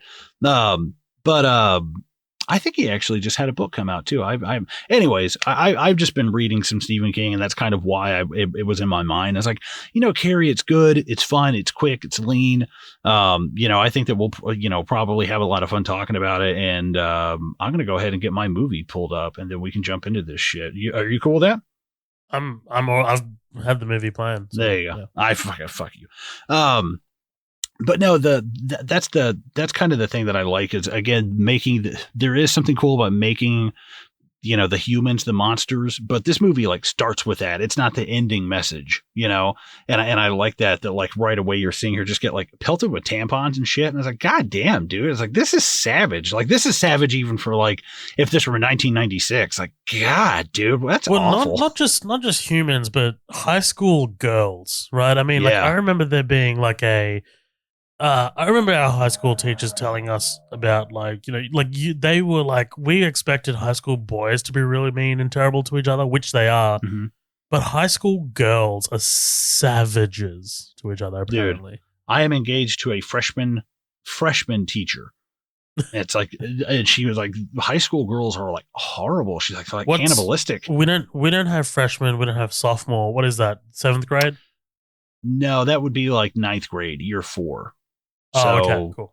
I'm sorry. No, I'm sorry. So the first year of the last 4. So freshman, sophomore, junior, senior. Carrie's a senior. 12th grade is your last grade, right? You're right. 12th grade is our last grade over here. So freshman, it's really just year 8. No, freshman is like, it's like kindergarten, 1, 2, 3. Maybe it's different now, because for me, elementary school was 1, 2, 3, 4, 5. And then 6th, 7th, and 8th grade were middle school, junior high, whatever. And then 9, 10, 11, 12 were high school. So I've never understood that, because like, no, we've only got primary school and high school, right? So primary school is what you call elementary school. Primary school is kindergarten, year 1, year 2, year 3, year 4, year 5, year 6. That's primary school. And then high school is year 7, year 8, year 9, year 10, year 11, year 12. Wow. Okay. So y'all got a lot of motherfuckers in there. No, I mean, really? Like, I don't know. For all those grades? Like, I figure they'd be huge schools. Like, I mean, well, I went to a private school, so maybe public schools. I don't know. Look at all. No, you see these degrees behind me, bitch? You see them? I went to a private Christian school for 3 years, and that's why immediately I watched this movie. I was like, fundamentalist bullshit. It's like, dude, get out of here. I went to a fucking Catholic private school, dude. Yeah. I'm a fucking brown Muslim. Come on. Ours was Southern Baptist. Oh, Jesus Christ. Have you heard about our Lord and Savior Jesus Christ? You ever watch Trailer Park Boys? Have you ever seen that? No, my mate Damien has. He's recommended to me a lot of times, Oh but I've my never seen God. it. There's like Jehovah's Witnesses come up and they're like, do you live here? And he's like, yeah, I live here in this van with my kitties. And he's like, have you ever read the Bible? Have you ever read the Bible? And he's like, I don't know what to tell you. And they're like, do you even know how to read, son? He goes, well, I don't know. Do you know how to go fuck yourself? I fucking laugh my ass off at that. Dude, Please watch Trailer Park Boys. Anyways, Carrie, get back to Carrie. She gets assaulted. She gets sent home from school. I do like that they kind of at least she has somebody in her corner right off the bat. You know, she has I think it's Miss Collins is her name, the PE teacher. I think in the book she actually survives and she quits the high school. I think, if my memory serves me correctly. She has brutal death in this movie. Hell yeah. But she has a horrible death, but she's also one of my favorite characters because she does everything that I want to do to kids when they fucking just fucking knock the shit out of them. Fucking like, God, I love it. Yeah, she's a savage. You can tell she's been in this, I guess, role or job, for a while now. She doesn't take shit. Right. She reminded me of Scully from X-Files, like a very Scully vibe. Gillian Anderson. Yeah, I see it too. Yeah. How incompetent is this fucking principal, though? I'm very sorry, Cassie. They have corrected you. No, listen to me. They have corrected you 3 times in like 40 seconds that her name, he said, what is it? He's like, oh, Cassie Wright, W-R-I-G-H-T. They're like, no, it's Carrie White. And then he 10 seconds later says it wrong again. It's like, are you a cunt? Are you a numb cunt? Is this guy Helen Keller? Like deaf, dumb, and blind, dude? Like, what the fuck? Like, she's literally... Yeah, it's Carrie. Come on in, Cassie. What? Dude, like, if I was the teacher, the teacher, I'm just like, are you fucking mentally incompetent? Kicked by a fucking horse as a kid? Like, what's wrong with you? It made me think of Bad Santa. Somebody dropped me on my head. Dude, I watched this at like 12:30 last night, like fucking after midnight, and like so many like little things were annoying me because like right after this you get the scene with the little cunt like weaving between the trees, and I'm just like, why would you go onto the path and off the path, onto the path and off the path, like while I'm walking here? You know what? He deserved to be telekinesis. I think that's De Palma's kid. I know in the credits his last name is De Palma. And I'm sorry, Brian. I'm sorry, Brian De Palma. I love that he was like, all right, yeah, in this scene, she's going to push you down. And he's like, I hate this kid. I've always wanted to. He didn't even want to do this. I made him do it. It was a fucking accident. He's just like, I'm gonna keep that in. But we see she's ostracized by everyone. Her mom's a religious nut. She locks her in a Jesus sex dungeon, and her daughter has telekinetic powers. We come to find out, which is, I like all this because this was not tropey at the time. Like I don't think, a character from an over religious family. I think there's always been people like that we've known growing. I'm sure you knew people who were like hardcore religious growing up. I knew people who didn't even I knew growing up kids who didn't celebrate Christmas because their parents were just like, no, we're not anything. We don't celebrate Christmas. We don't. And it's like, yikes, man, like take a fucking chill pill. But her mom is, dude, she's superb. Like I love Sissy Spacek, but dude, Piper Laurie is like, she's got this like Stevie Nicks, Carrie Fisher vibe going on at the same time. I say that's like, a good point. If you busted out an 8-ball, she would fucking rail it and just like go to town. You guys would go to town. Right. And there's something weird about seeing like, no offense to Julianne Moore. Like I love Julianne Moore, but it's like, I think like Boogie Nights, Big Lebowski, and it's so weird seeing her as like Carrie's mom. I was like, I feel old. But basically, her mom's a fucking nut job. And she locks her up in a Jesus dungeon. Something I could have done without the music that plays when she does the telekinesis shit. Yes. Yeah, I don't know. I could do without it, man. Like, I mean, just like, like especially when she's in the bathroom and she blows out the light and shit, whatever. Right. I don't know.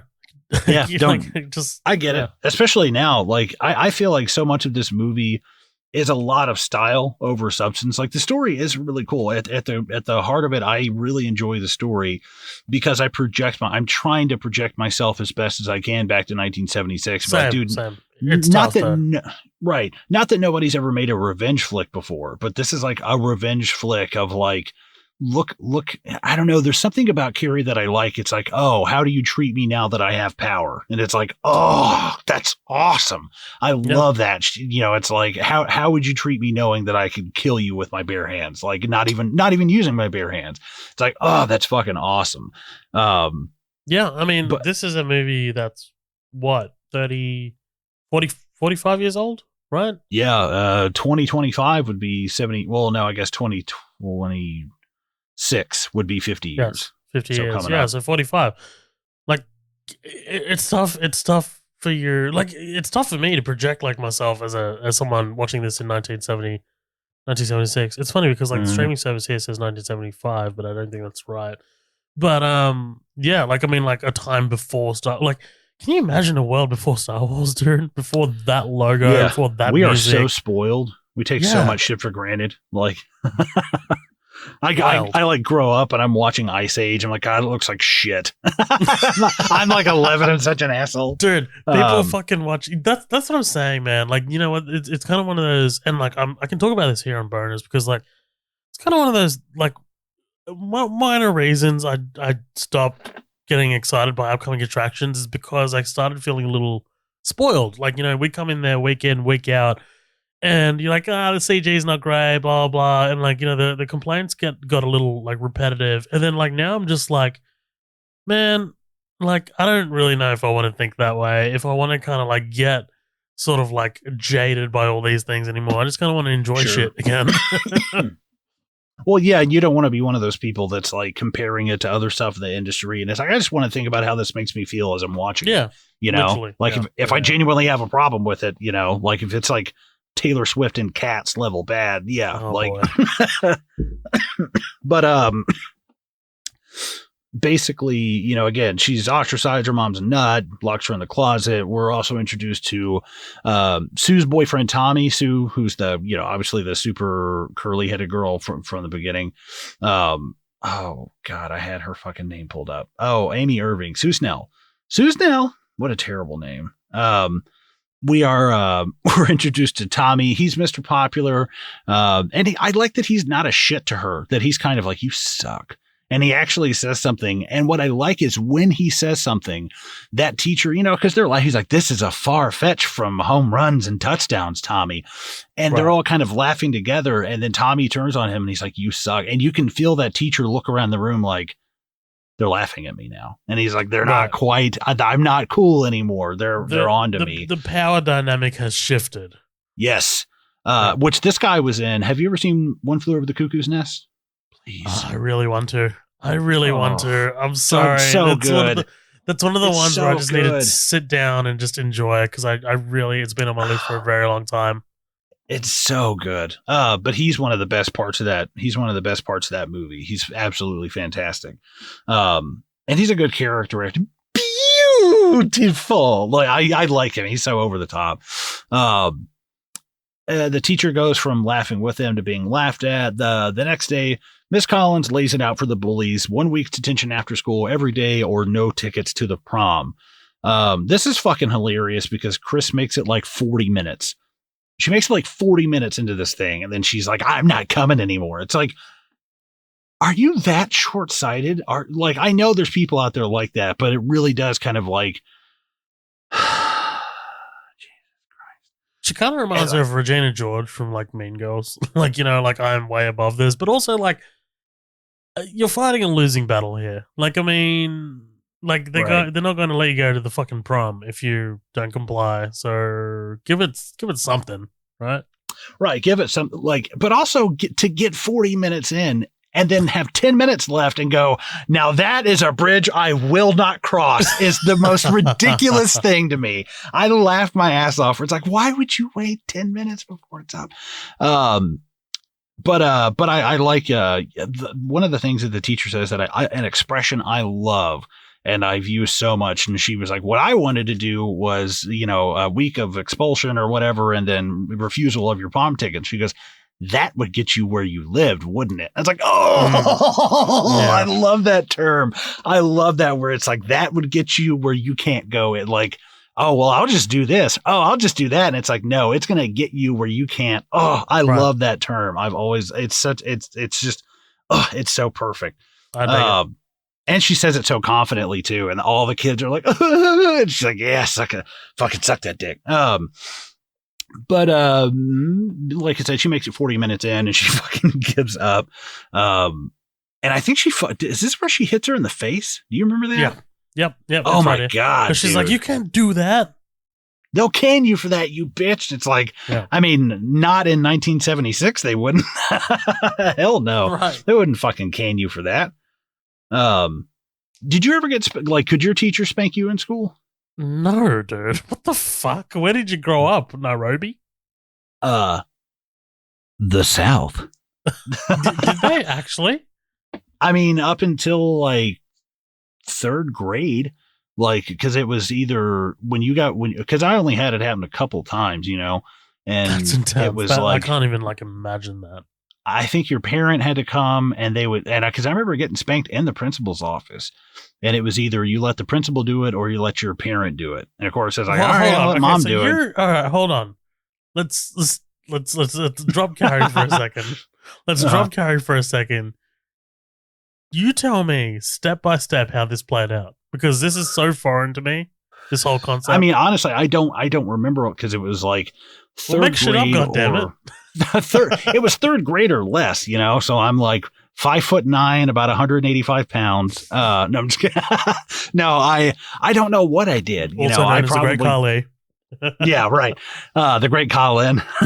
No, I don't know. I don't know what the fuck I did, but I remember going to Principal Valentine's office, and they called my mom. I don't know what I don't even remember what it was, but I remember they spanked me there in the office and just sent me back to class, and that was pretty much it.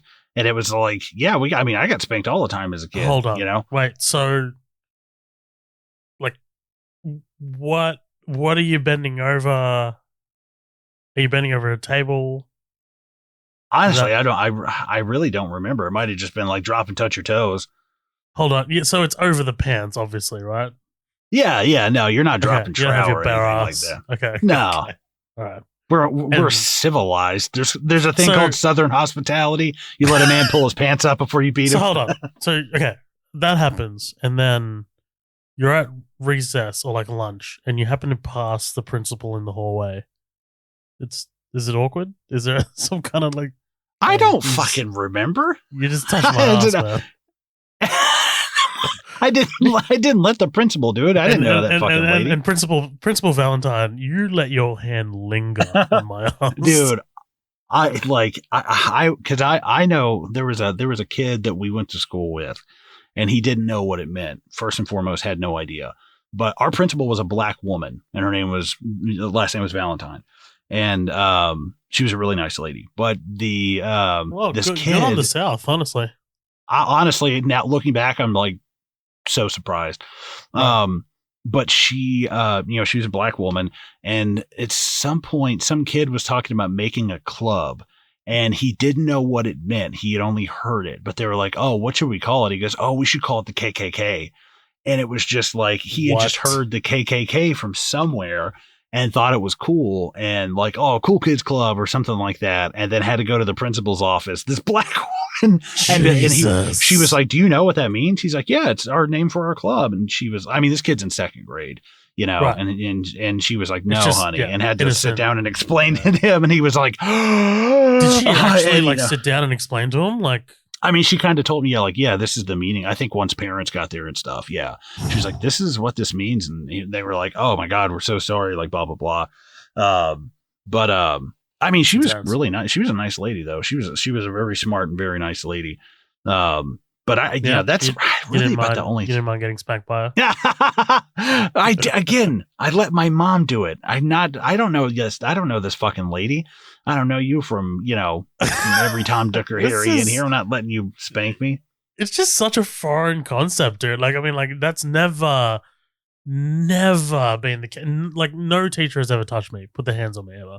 Like, probably just to be like, "Good job, son," on the shoulder or something. But I never had a excuse me. I never had a teacher do it. Like the teacher would take me to the principal's office or something, and they would figure it out from there. Like a teacher just couldn't haul off and grab you. You know, they would. They were, I think they were phasing it out by the time, you know, because I was in 4th grade in like 2000. So, well, my parents always told me about like corporal punishment. Like they're always talking about like, you know, back in Fiji, we used to get the ruler to like this part of our like hand or whatever, like, you know, and yeah, like so like whenever like my parents saw like let's say for example my dad was driving me to school one day, he saw like someone being a delinquent, like a student being a delinquent or something, he was all for corporal punishment. He's just like, fucking lock the kid up. I'm just like, that's not how law works around here, man. That's called a dictatorship. Yeah, that is called Carrie's mother. Yeah. Speaking of Carrie, she ends up she's researching her new abilities as Sue comes to Tommy about taking her to the senior prom. And this is the weird scene with John Travolta. Like, and the editing in this movie is cool because they kind of have scenes running parallel and they're just kind of cutting back and forth. Yeah. And I kind of like that, but it's really awkward when it's him like getting a blowjob and she's got her head in his lap. And I'm like, what is she doing? She's talking. That's what I'm saying. And here's the thing. I'm not saying like, don't talk with my dick in your, like, that's weird. What I'm saying is like, she's like Carrie White. Like there ain't no way there's a dick in that mouth. That's all I'm saying. Like, I'm sorry. I'm just going to spit it out. There's no way. That's what I'm saying. And I was like, no. Either she's just kind of like, maybe it's just some light pecs, you know, maybe it's kind of like some work, you know, leading up to it. Maybe. I've also got a little bit of a problem with her hate for Carrie because I don't know if I buy it, right? Like, I mean, literally like, typed out. Yeah. Why? Why? Yeah, because why does she hate her? I don't know if her punishment by not attending the prom is connected enough to Carrie as it is connected to the teacher. Like, you know what I mean? Like, I feel like if they're going to humiliate someone, it's probably going to be the teacher, not Carrie. Like, why is Carrie your target? Right. Like, and is that kind of, because that's Henry Bowers, you know, that's like, why do you hate the kid? Like, he has specific reasons for why he kind of hates all of the Losers Club, especially Mike, and especially like Ben and Richie. But the thing is with this character, it's like, it's an hour and 38 minutes long. There's definitely some filler here. Why not give us a scene of, you know, like I'm reading it right now and there's a part where Henry is in class with Ben and he's like, let me cheat off you. And he's like, no. And he ends up failing a test or he fails the grade or something like that.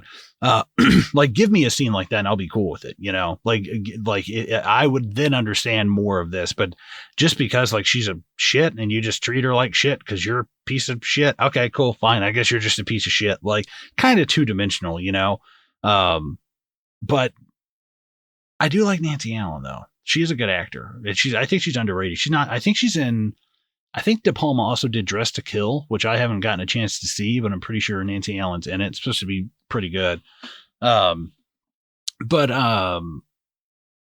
and he's just totally hypnotized by pussy. Like anytime anything like I love when they're in the car and he just looks over at Nancy Allen's tits. It's like, Jesus Christ, man. Like, and because I'm watching this and I'm going, why are you killing pigs for this girl and stuff? And then I'm like, oh, okay. Now it makes sense. Now I gotcha. I actually just looked up, because when was Saturday Night Fever? Well, that's what he was. I think that was the next year. I think that was 77. Yeah, it was 77. Wow. Okay, so he was like nice. on a roll here. Like he was. Like, because he had a huge uprising with like Saturday Night Fever, and then I think he had another hit or something, and then it was like nothing until Pulp Fiction, and Pulp Fiction just completely brought him back into the fray. I'm pretty sure. Yeah, I think that he had some pretty big woofs. In terms of like choices in his career. I can't remember. Oh, Grace. How can I forget about Grace? Sorry. Grace, yeah. But then in the 90s, he's doing stuff like Look Who's Talking with like Kirstie Alley and stuff, and making like, you know, these like comedies and stuff like that. So but not yeah, regarded as like a serious actor until not right, not until Pulp. like Pulp Fiction and stuff came Yeah, back, you know. yeah. But oh sorry, but yeah, I don't love him in this movie. He's just kind of goofy to me. It's like, it's cool seeing John Travolta in this movie because it's such a small role, but it's like, God, you get on my nerves. I wonder if he Um, believes in Xenu at this point. Apparently he was pretty far back with that shit, but I don't know. He broke a lot of rules when he took his wife to the hospital. I was reading about that it's like, you don't go to the hospital when you're dying, and he That's was like, fucked up. fuck that. I'm going to the hospital. And I was like, good for, like, I honestly, like, I got a lot of respect for John Travolta. I was like, even if you do 100% believe in that, you put that all aside for like this person's your compassion for this person. I was like, that's so commendable. It's like, that's awesome. Cause I would just like, God, John Travolta's like a joke now. That Yeah, sucks. He's so good and stuff. I love him in Phenomenon. Like, that's a good movie. I don't But know if I've ever, outside of Pulp Fiction, I don't know if I've ever said that I've ever loved John Travolta. he's not my favorite, but he does some stuff that's good, but then he also does some stuff that's just like, how are you this big? I don't know. That's just my 2 cents. Um, so, she ends up, he asked Tommy, ends up asking Carrie to the prom. She rejects him. And she seeks out, Miss Collins. And I like this scene a lot, with her sitting down, to basically say, look, here's a pretty, there's a pretty girl under there, blah, blah, blah. And it's like, I I like it, but at the same time, when the camera is like zooming in, you can see on her face where she was like, something like super sinister is afoot. And I like the fact that she's right, but she's not right in the right way. She's right in the wrong way. She thinks it's like Sue and what is it, Tommy, I think. Yeah, she thinks it's Sue and Tommy when it's really these other two people. And I like the fact that, yes, you are onto something, but you've gone right up the main road, but you took a left when you should have taken a right. I think that's cool. She's kind of like on to what's happening. But the interesting thing too, I think, is Sissy Spacek, like right around this time, she said that she walked in and she had read the script and she was like, I didn't have any makeup on. I hardly gotten any sleep. I wanted to make myself look like kind of raggedy. And she's like, I go into the audition, I open up the door, and the makeup people like sprint to me, like, oh, let's fix her up. She looks like shit. And she was like, no, stop. I want to be like in character. This is what I want to do. And I love Sissy Spacek. I think, again, really underrated. I think she gets looked over in a lot of stuff, and she's absolutely fantastic. Like her, and like, I love her in the same way I love like Diane Wiest, from like Lost Boys and Birdcage and stuff. Like, and Footloose, they're right? just, yes, yeah, absolutely. Yeah. They're just such fucking, God, they're such good actors. Yeah. Diane yeast infection. Yeah. Diane Wiest Infection. That's a great band name. Diane Wiest Infection. Dude. That's awesome. Shit. Maybe I'm saying her name might be like Weist. Maybe I'm saying it wrong. I always fuck those up. But Miss Collins, she kind of grills them on it. What the fuck is this about? They give some pushback. She's like, you can't make somebody not take someone to prom. It's like, she's like, you can't force somebody to do something they don't want to do. And she basically says that we're just trying to integrate her in with people. She's obviously kind of like an outcast.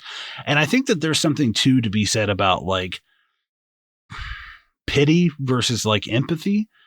Are they doing this because they pity her, or are they doing this because like they empathize with her? And I think that's important. I think that it's important to say, like, is this a pity move, or is this like Breakfast Club where we're all buddies for right now and then tomorrow we're not going to talk to each other type shit? Or is this like a pity move? And honestly, it feels like a pity move. I feel like it's a pity move, man. Like, I don't know. Like, it just it feels kind of superficial, It feels a little superficial because it's such a big action. Like, like you're kind of like lending out your boyfriend for the prom, right? I mean, it's a big thing. It's not like if it was empathy, I feel like it would be something a little bit on a smaller scale, like, kind of like, like it feels like she's kind of like overcompensated a little bit. Like, she's like, all right, like if it was empathy, it'll be something, I don't know. I can't really think about it right now. Nothing jumps to mind, but like, I feel like pity is more, I'm going to do the biggest thing I can to Right. make you feel like you're wanted, to make you feel that you're accepted, and she does. But again, at the same time, it feels like pity. And Carrie doesn't pick up on it because she's not, I guess, probably not educated enough. Probably Not doesn't. no. I mean, the social skills are just not Right, exactly. are not there. And I think there's also something too about like instead of just taking an interest in this person on a day to day basis and maybe trying to like become friends with that person or break down some walls and blah blah blah. It's like now let's just do this one big thing and we'll see you later. Blah blah blah. Right, and it's like right. She's still got to go back to work the next day. It's like she's still got to be Carrie White the next day. Like so I don't know. There's something where it's like whether or not it's pity or it is empathy.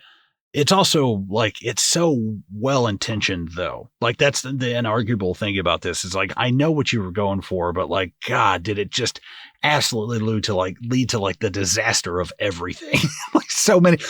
This town has like 9,000 people in it. This whole class is dead. Like there's like 2 people that lived. But I'm also like wondering, like, I mean, if Carrie White gets chosen for the prom queen, aren't people going to be jealous or kind of like her? Like, really? Like, if there is so many people, I mean, like, literally, there's a moment where it says Carrie White eats shit right on the fucking wall. Right. If it is so, I guess, publicly accepted that a lot of people like hate Carrie White, isn't it a reasonable conclusion? Isn't it a reasonable conclusion to draw that people will kind of like resent her for winning prom king, right? queen? Well, especially senior year, you're gonna have somebody that's like, "This is my last, thing right to get in there." And I don't know. It's just a kind of like kind of like one of those things you can overlook. I think. You see some. I'm not losing to this freak show. right. Exactly. There's some asshole who's fucking like that. Right. But yeah, so Miss Collins, she confronts the popular couple about asking Carrie to prom. Oh my God, Billy and Chris, they kill the pig and they set up the trap and stuff as Carrie, she kind of confronts her mother about going to the prom with Tommy.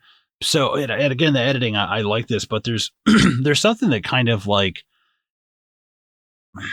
I think that this is like it's almost like the reverse save the cat moment.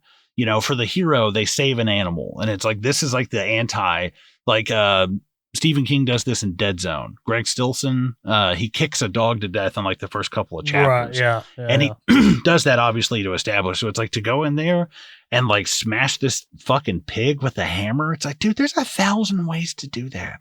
Like you don't have to smash the head in with like you can go in there with a small caliber gun and do the same thing. It's like, why did you go in there with a hammer? Like, what? Jesus Christ, that's like we're supposed to hate these people. Yeah, I get it's like Jesus, dude, killing something with a hammer, that's fucking brutal. But God, dude, I'm sorry, I just can't get over that too, because the editing is kind of like goofy, kind of makes me laugh a little bit. Just because like yelling at him, like she's just like egging him on, and it's just like, what are you two? What the fuck is this? When it's just these zoom ins, like dun dun dun, it's these quick like cuts and stuff. But again, she confronts her mom about going to prom with Tommy. I love this scene. I think this is probably my favorite scene in the movie is this scene of like in the dark with like the candle light and stuff, talking about going to the prom with Tommy, and she throws the fucking drink in her face and it's pitch black, but you can still see everything like just enough. It's like, God, I love that. I was like, that looks really fucking good, because every once in a while the lightning will crash and you see like the Last Supper like thing behind him. By the way, she's got a Last Supper fucking tapestry hanging in a kitchen. That's what I was saying. Wild. Yeah, like I like the fact that you're kind of seeing Carrie evolve and mature as a character, where she was like, not everything's a sin, not everybody's a bad person, and it's like you're seeing the seed of logic getting planted, and you're kind of like, yes, like it's like you're charging up that momentum to like get the fuck out of this situation. Do you think there's also a little bit of? Do you think there's also a little? Sorry to cut you off. A little bit of Stockholm syndrome, right? I mean, like, isn't that the one where you sympathize with your kidnappers and you start to like? This is kind of like, I don't know. I'm feeling a little bit of like, I've been bullied so much. I'm starting to believe that, maybe they think that this is for the best, or like maybe they think that this is good. I don't know. Like, I feel like there is, dude. Like, we're not qualified enough to get into the mental issues that Carrie has been Oh, through, right, right? But I right. mean, like, there's something interesting about her wanting to believe the best in this situation. Like, like her wanting to hmm be as positive and as hopeful as possible. Whereas, obviously her mother is like, they're going to laugh at you. They'll laugh at you. Like, hmm whatever. I don't know. There's just something like really heartbreaking about Carrie's trust in everyone in this situation. Yeah, well, it's a very toxic, like symbiotic, like kind of relationship, I guess. And I think one of the reasons why I like this scene so much is that you're starting to see Carrie really kind of like, no, that's not like something physically changed in my body that you knew about and didn't tell me. And it's like the trust would be like shattered, It's like, why didn't you tell me that's going to happen to me? Um, and when she actually really kind of like takes a stand and she was like, oh, well, we're going to move from here. You're never going to see that boy again. And she was like, I'm going to the prom and I don't want to talk about it anymore. And it's like, oh, dude, I just internally clap every time. Like, oh, that's so fucking awesome. Um, how do they know she's going to be elected prom queen? How do they know she's running for prom queen? Don't they rig the ballots? Yeah, but I mean, they don't know she's running. Oh, Nobody she's said anything about running. her running. Yeah, that's interesting. Hmm. I don't I know. don't know. Maybe that's nitpicky. Maybe Maybe it's maybe just Stephen because King's just a shit writer. well, it's the most popular guy in the school. Of course, it's probably, he's Yeah, going to get probably. nominated with Yeah, his date. yeah. Um, Well, and sure, and also it's probably going to cause a lot of buzz leading up to the event, right? That the most popular guy in the school is taking someone as picked right, upon as Carrie. So, lowly, it was probably going to be inevitable. But I mean, I right, doubt that Nancy Allen's character foresaw that. I doubt it. right. Um, the night of the prom, Miss White tries to talk Carrie basically out of going by hurting herself. I But will forever refer to my tits as dirty pillows. I can see your dirty pillows. They're breast mother. Every woman has it. It's like, I like that. You see that she's becoming like the adult in the Yeah. situation. You're slowly seeing Carrie kind of become the one who's really, with her head on straight. And this is kind of where I feel like this is some filler. They have the guys like getting tuxedos and it's funny, and I like the banter and I like when they start talking and they speed it up. And I was like, that's kind of cool. I was like, I do like that editing choice, but I was like, this movie could probably, honestly, I'm just being 1,000% honest. I think you could get this movie credits and all at like $1.20. I think you could shave off like 20 minutes of stuff. And I don't mean that like, when I watch this stuff, I dislike it. I just think of like, how lean could you cut this movie down to? And I think that this could definitely be a very lean, very, very lean movie. I think they've even done this on as like plays and stuff before. Cause it's so, really what No, happens. I agree, dude. Because, like, I mean, the prom scene from the moment they arrive to the actual dumping of the blood, I just looked it up. 57 minutes is when they arrive, and 1:15 is the dumping of the blood. There is Jesus. so much in that one prom scene. Mm-hmm. Like I get it. Like, I love the build up, but I think the prom scene goes on for a bit too long. In the lead I up to like it. it. I like it only because, like, when you're first watching it, you're really fucking lured. And I think Stephen King even was You're talking about that. dialed He's like, into it. you're really lured into like, wow, she's really gonna make it. And then you see that string, and you're like, nope, nothing's gonna, Right. And it just revs up the tension with this scene because it's like everything's in slow motion, and she's waving, and it's like very dreamlike, but you know that it's not gonna end well.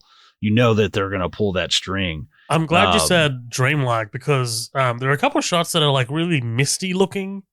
oh Like, hell like yeah, they've really like overexposed the background, and it really looks like, yeah, that she believes she's in a dream when she's up there on stage. Sorry, I'm jumping ahead, but I mean, like, no, we're kind of like already here, I think, yeah, right? yeah. The only other thing I was going to say is I love the Dutch angles on her mom in the room, and he's like, Yeah. he's not coming. I'll come on. I'll tell him you're sick. Definitely makes her look But a lot more unhinged. oh hell yeah, she's like scratching her face and shit. Um, but yeah, what I like is especially the scene of them together and they're kind of like spiraling around, and you're getting this sense of like she's literally in the center of the goddamn room, and you're just being spun, and it's like your world, like this is somebody who's like hid in a corner their whole life, and now you're like on stage with a spotlight. That's kind of, considering all the shit that she's already been through, that's kind of a lot. That's kind of a lot to put on somebody. Especially she's like dancing. They share like a really good like 5 second long kiss, and it's like, damn, dude, are you about to fuck this chick? Like, as I was watching this, I was like, I would die if he were like, Sue, It's been a good we've run. got to talk. Yeah, and it was like, oh my god, it'd be horrible. But I love, I like this, the dance and everything. And she's like, to the devil with false modesty. And she takes the pencil. And she's like, to the devil, and marks the X. It's like, I love it. It's so good. Like, as I was watching, it's like, that is actually really fucking cool. Cause it's just so, such like foreshadowing and stuff, like, oh my God. But it's almost like Shakespearean, Sue comes out, she sees the thing, and then the PE teacher grabs her, and it's like all slow-mo, and you're seeing everybody seeing everybody else kind of thing. And it sucks because it's like those final moments just right before everything breaks bad. Close to being preventable. Preventable.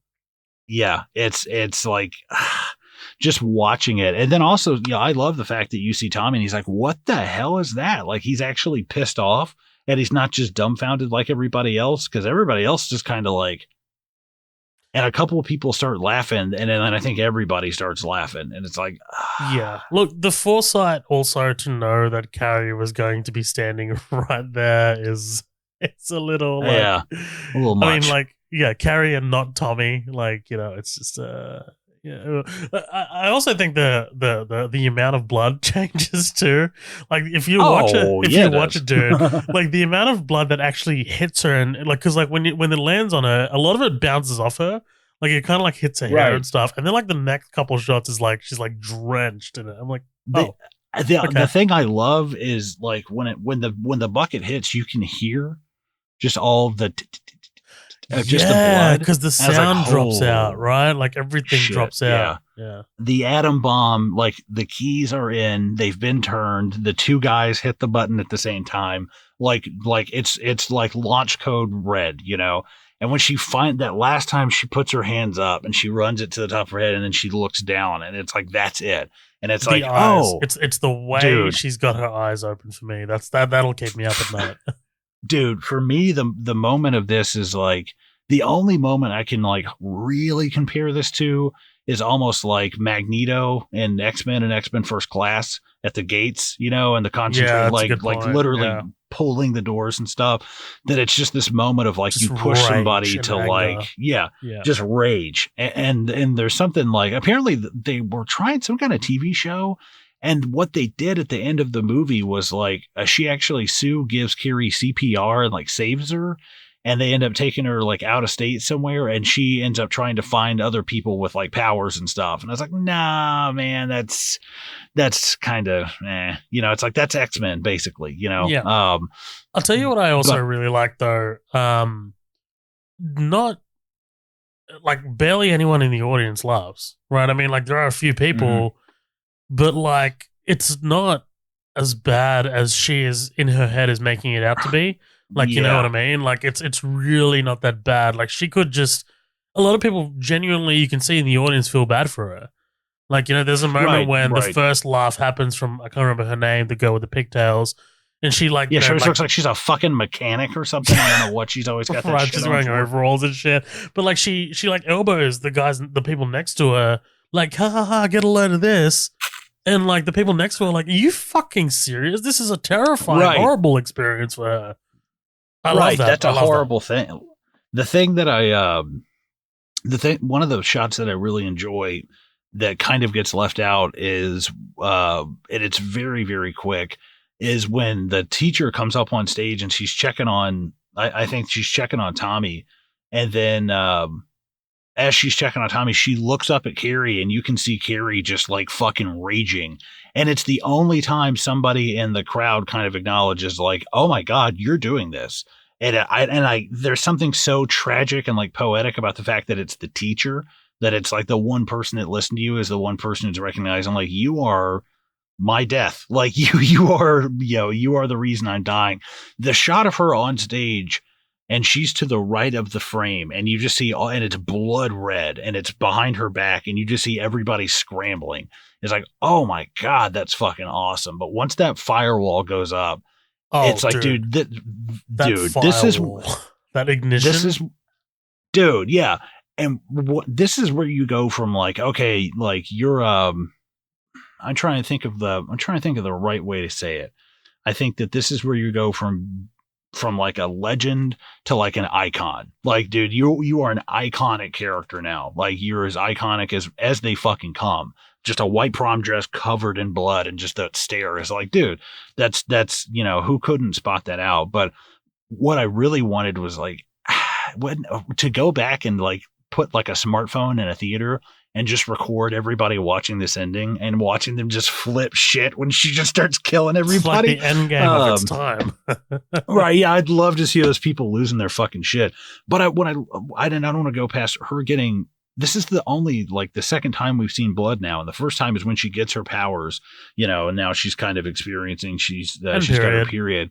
Yeah. Right. And now the last time you really kind of see like a like this rage is right at the end is where you see this blood. It's almost like a baptism in a way. I think that's kind of interesting. It's literally like you're born in blood, like you're born new.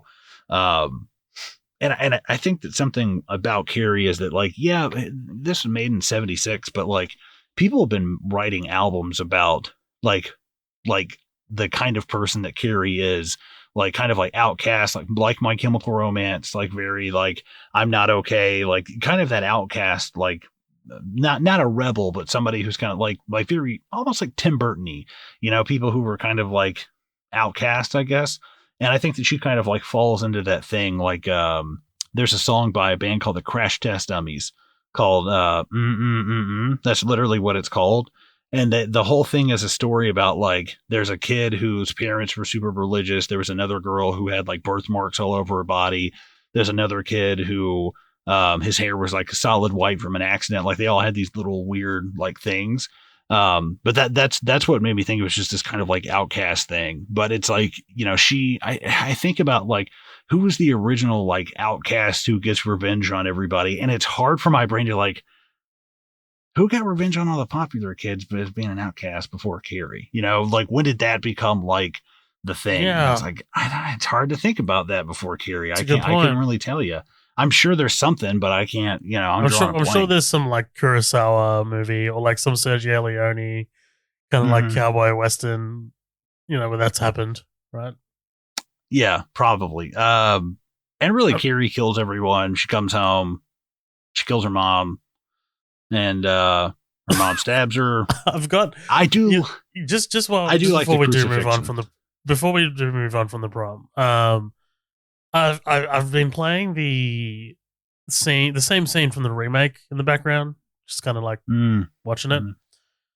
It's there's no need for the excess, like, you know what I mean? Like it's already such a big scene. Like in the remake, they dump the blood on her, and then like right after they project like a video of her like kind of like reeling away in the bath in the towel because she just had a period. So I guess they filmed her earlier in the scene, like with their smartphones, and it's just like I don't know if that's I don't know. That is a nice touch because it just makes them so much horrible characters. But like, goddamn, that's terrible.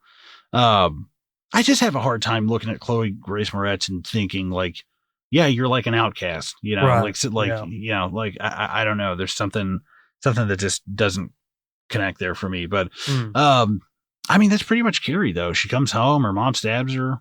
Her mom is like literally in the same position that freaky ass Jesus statue is. Yeah. Well, I was thinking about that because like the Jesus statue, her hair is kind of like looks a little like her mom's hair.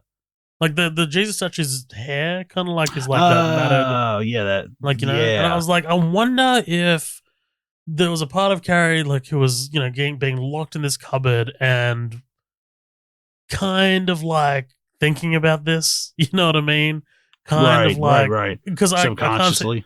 I can't see this being an accident. Like I can't. I wonder if that's the message. Like like if there is a part of Carrie who resents her mother like under the surface as well, because obviously she does, right? I mean, like look what the mother's done to her in the Right. entire story.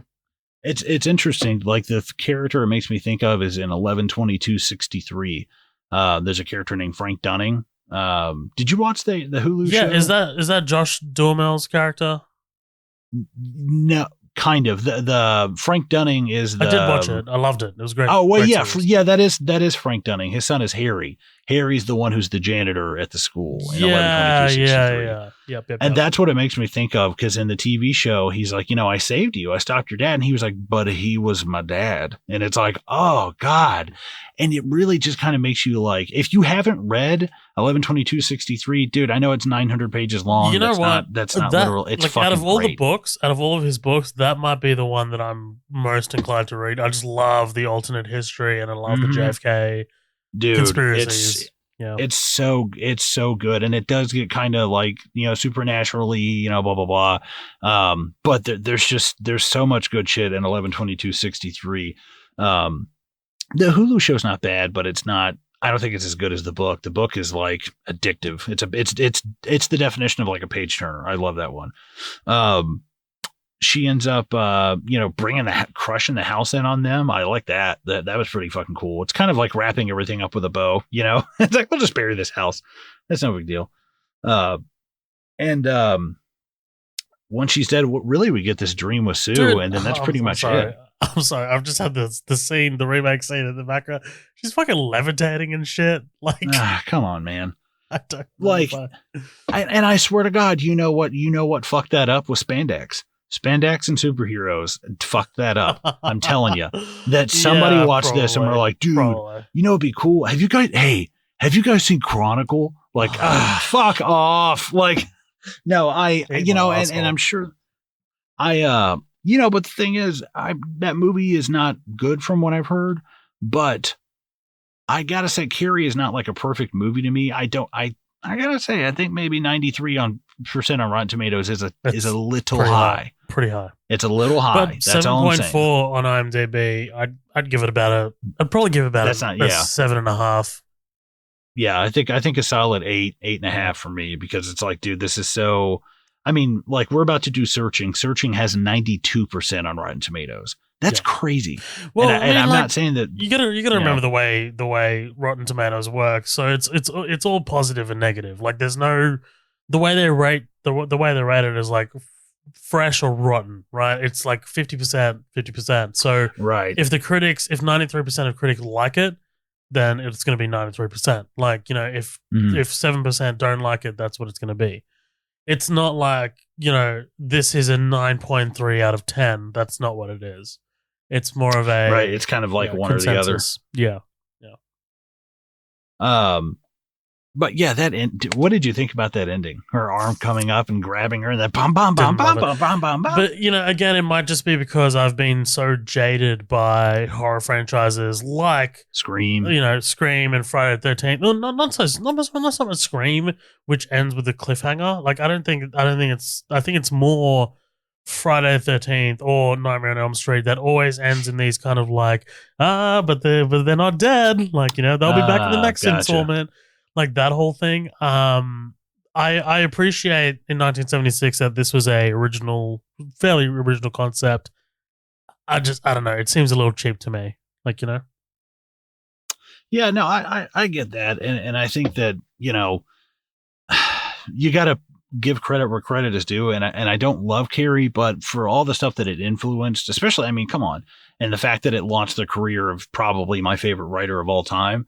I wouldn't say the best writer of all time. I wouldn't say he's the best, but he's probably my favorite. But he's the Spielberg of authors, right? he has come out and been like, my books are like the literary equivalent of like a Big Mac and fries, and I don't disagree with that, and I honestly don't. Love And me a Big Mac and fries though. who doesn't, man? That special sauce, that shit's fucking great. But like, if I want to read, like, honestly, like, if you ask me, like, who do you think's a better writer than Stephen King? I'd say probably Chuck Palahniuk, who wrote Fight Club. I know it's not a pissing contest, but like, of people I've read, Chuck Palahniuk is one that's He's always like, got a dude, fucked up mind, that guy. he does, but goddamn, can that guy fucking write? That is one of the he is such a good writer. Anyways, let's read some comments and get out of here. What do you say? Yeah, final thoughts. Man. What else we got to say? You know, yeah, I mean, look, it's been fun. Yeah, we like it. It's a good movie. I mean, obviously, you don't need us to tell you it's a good movie. I mean, look how much it survived popular culture. If you haven't read it, please do. 290 pages. You'll read it in 2 days. It's nothing. You know, it's taken me like 2 years to read Dune, right? Jesus Christ, man! I'm just kidding. You know how many books Lindsay read last year? How many? Like almost 24. It was ridiculous. I was like, that's Jesus 2 a month. Christ, that's nearly 2 a month. That's insane. Yeah, she's in a book club, and she reads just kind of like her own stuff. And I was like, Jesus Christ, man. Well, it's awesome because our 2 comments are both from Green Room members. So thank you so much, guys, for signing up, for listening, for commenting, for contributing, for keeping us alive, man. We really appreciate it. Which one do you want to take? You pick. I'll go with Danielle Cutter. Just sit through Carrie. Danielle Cutter. Just sit through Carrie. Oh, you pick. All right. So Danielle Cutter says, an oldie, but most definitely a goodie. The only De Palma film that I actually enjoy. Whoa! That is a big one. Dude, De Palma has a huge list of movies. Like, I mean, if not even just the ones that I just talked about, but yeah, I mean, that's wild. Yeah. I mean, if somebody came out and said like, man, my favorite De Palma film is Scarface, we're like, somebody come out and says Carrie, I'm like, yeah, I'm down with that. That's cool. Yeah, okay. Fair enough. It's pretty slow, but the story itself and the way that it's acted and directed is pretty brilliant. High school is hell, and a high school of King's making could only end in a bloodbath. Shout out to that end scene. That shit gets me every damn time, she says. Side note, what is up with Batama? What is Batama? The new Mortal Kombat character, Batama. What is up with De Palma and the softcore shower stuff? It's weird and a little creepy and wholly unnecessary. Dude, how do we sail past that? The fucking opening credits sequence where it's just bush and tits and... I was reading my notes and not watching the movie, but yeah, it's like right away... You know, I get we're trying to hammer home some feminine I get we're trying to hammer home like, hey, this is like you're changing body and stuff. I don't need that. Like, I don't need what is supposed to be full frontal high school nudity. It makes me feel weird and I don't appreciate it. Look, I feel like, hey, because Nancy Allen's 26 years old at the time of this movie. And you can bet your sweet ass that I looked it up because I felt terrible. But like... I mean, there's no way you'd put that in a movie if they're not, you know. Well, I don't know, 76, who fucking knows? But yeah, no, like watching, I remember, I think as a kid watching it and just, because it was always edited for TV. That's how we watched a lot of our movies where they just happened to come on, you know, at some point. And then eventually it wasn't, we had like cable or something. I think it was finally when I was like 12 or 13, we got cable and we were watching it. This part, I was like, I don't remember this. This is new. Ooh, sorry. I'll take Patrick Harrington. Fucking A. Let's hashtag cream for king, everyone. I haven't seen this in a while, but remember enjoying it. Travolta and Nancy Allen play great high school assholes. And I think Adam Sandler took the they're all going to laugh at you from making a skit out of it onto one of his albums and making a skit out of it onto one of his albums. I have never listened to Adam Sandler's albums, actually. I need to check that out. He's got albums? I mean, that's a fucking news to me. I know he wrote music and, you know, and stuff, but yeah, thank you guys so much. And thanks for supporting the Green Room. And I hope you guys like this episode. This is kind of a bit of a hybrid. This is kind of something different. And what we decided to do was kind of, just do something that was like a little bit different, kind of like add this onto the front and basically we might do this more if you guys enjoy it. If you don't enjoy it, let us know. I You know, actually love had a to hear great it. time doing that, dude. Like the first 35 minutes, just riffing, honestly, just talking about shit. Right. You know, Absolutely. it's good. I mean, like, you know, Matt and I used to do it on upcoming attractions, but I don't know, it felt a little bit more obligated on that kind of like forum. Yeah, but this was Right. I enjoyed this a lot. And I enjoyed the video. Absolutely. Well, guys, we're going to get out of here. Hope you enjoyed this episode. We'll see you in another 2 years with Stephen King, and we are freshly squeezed. See you later.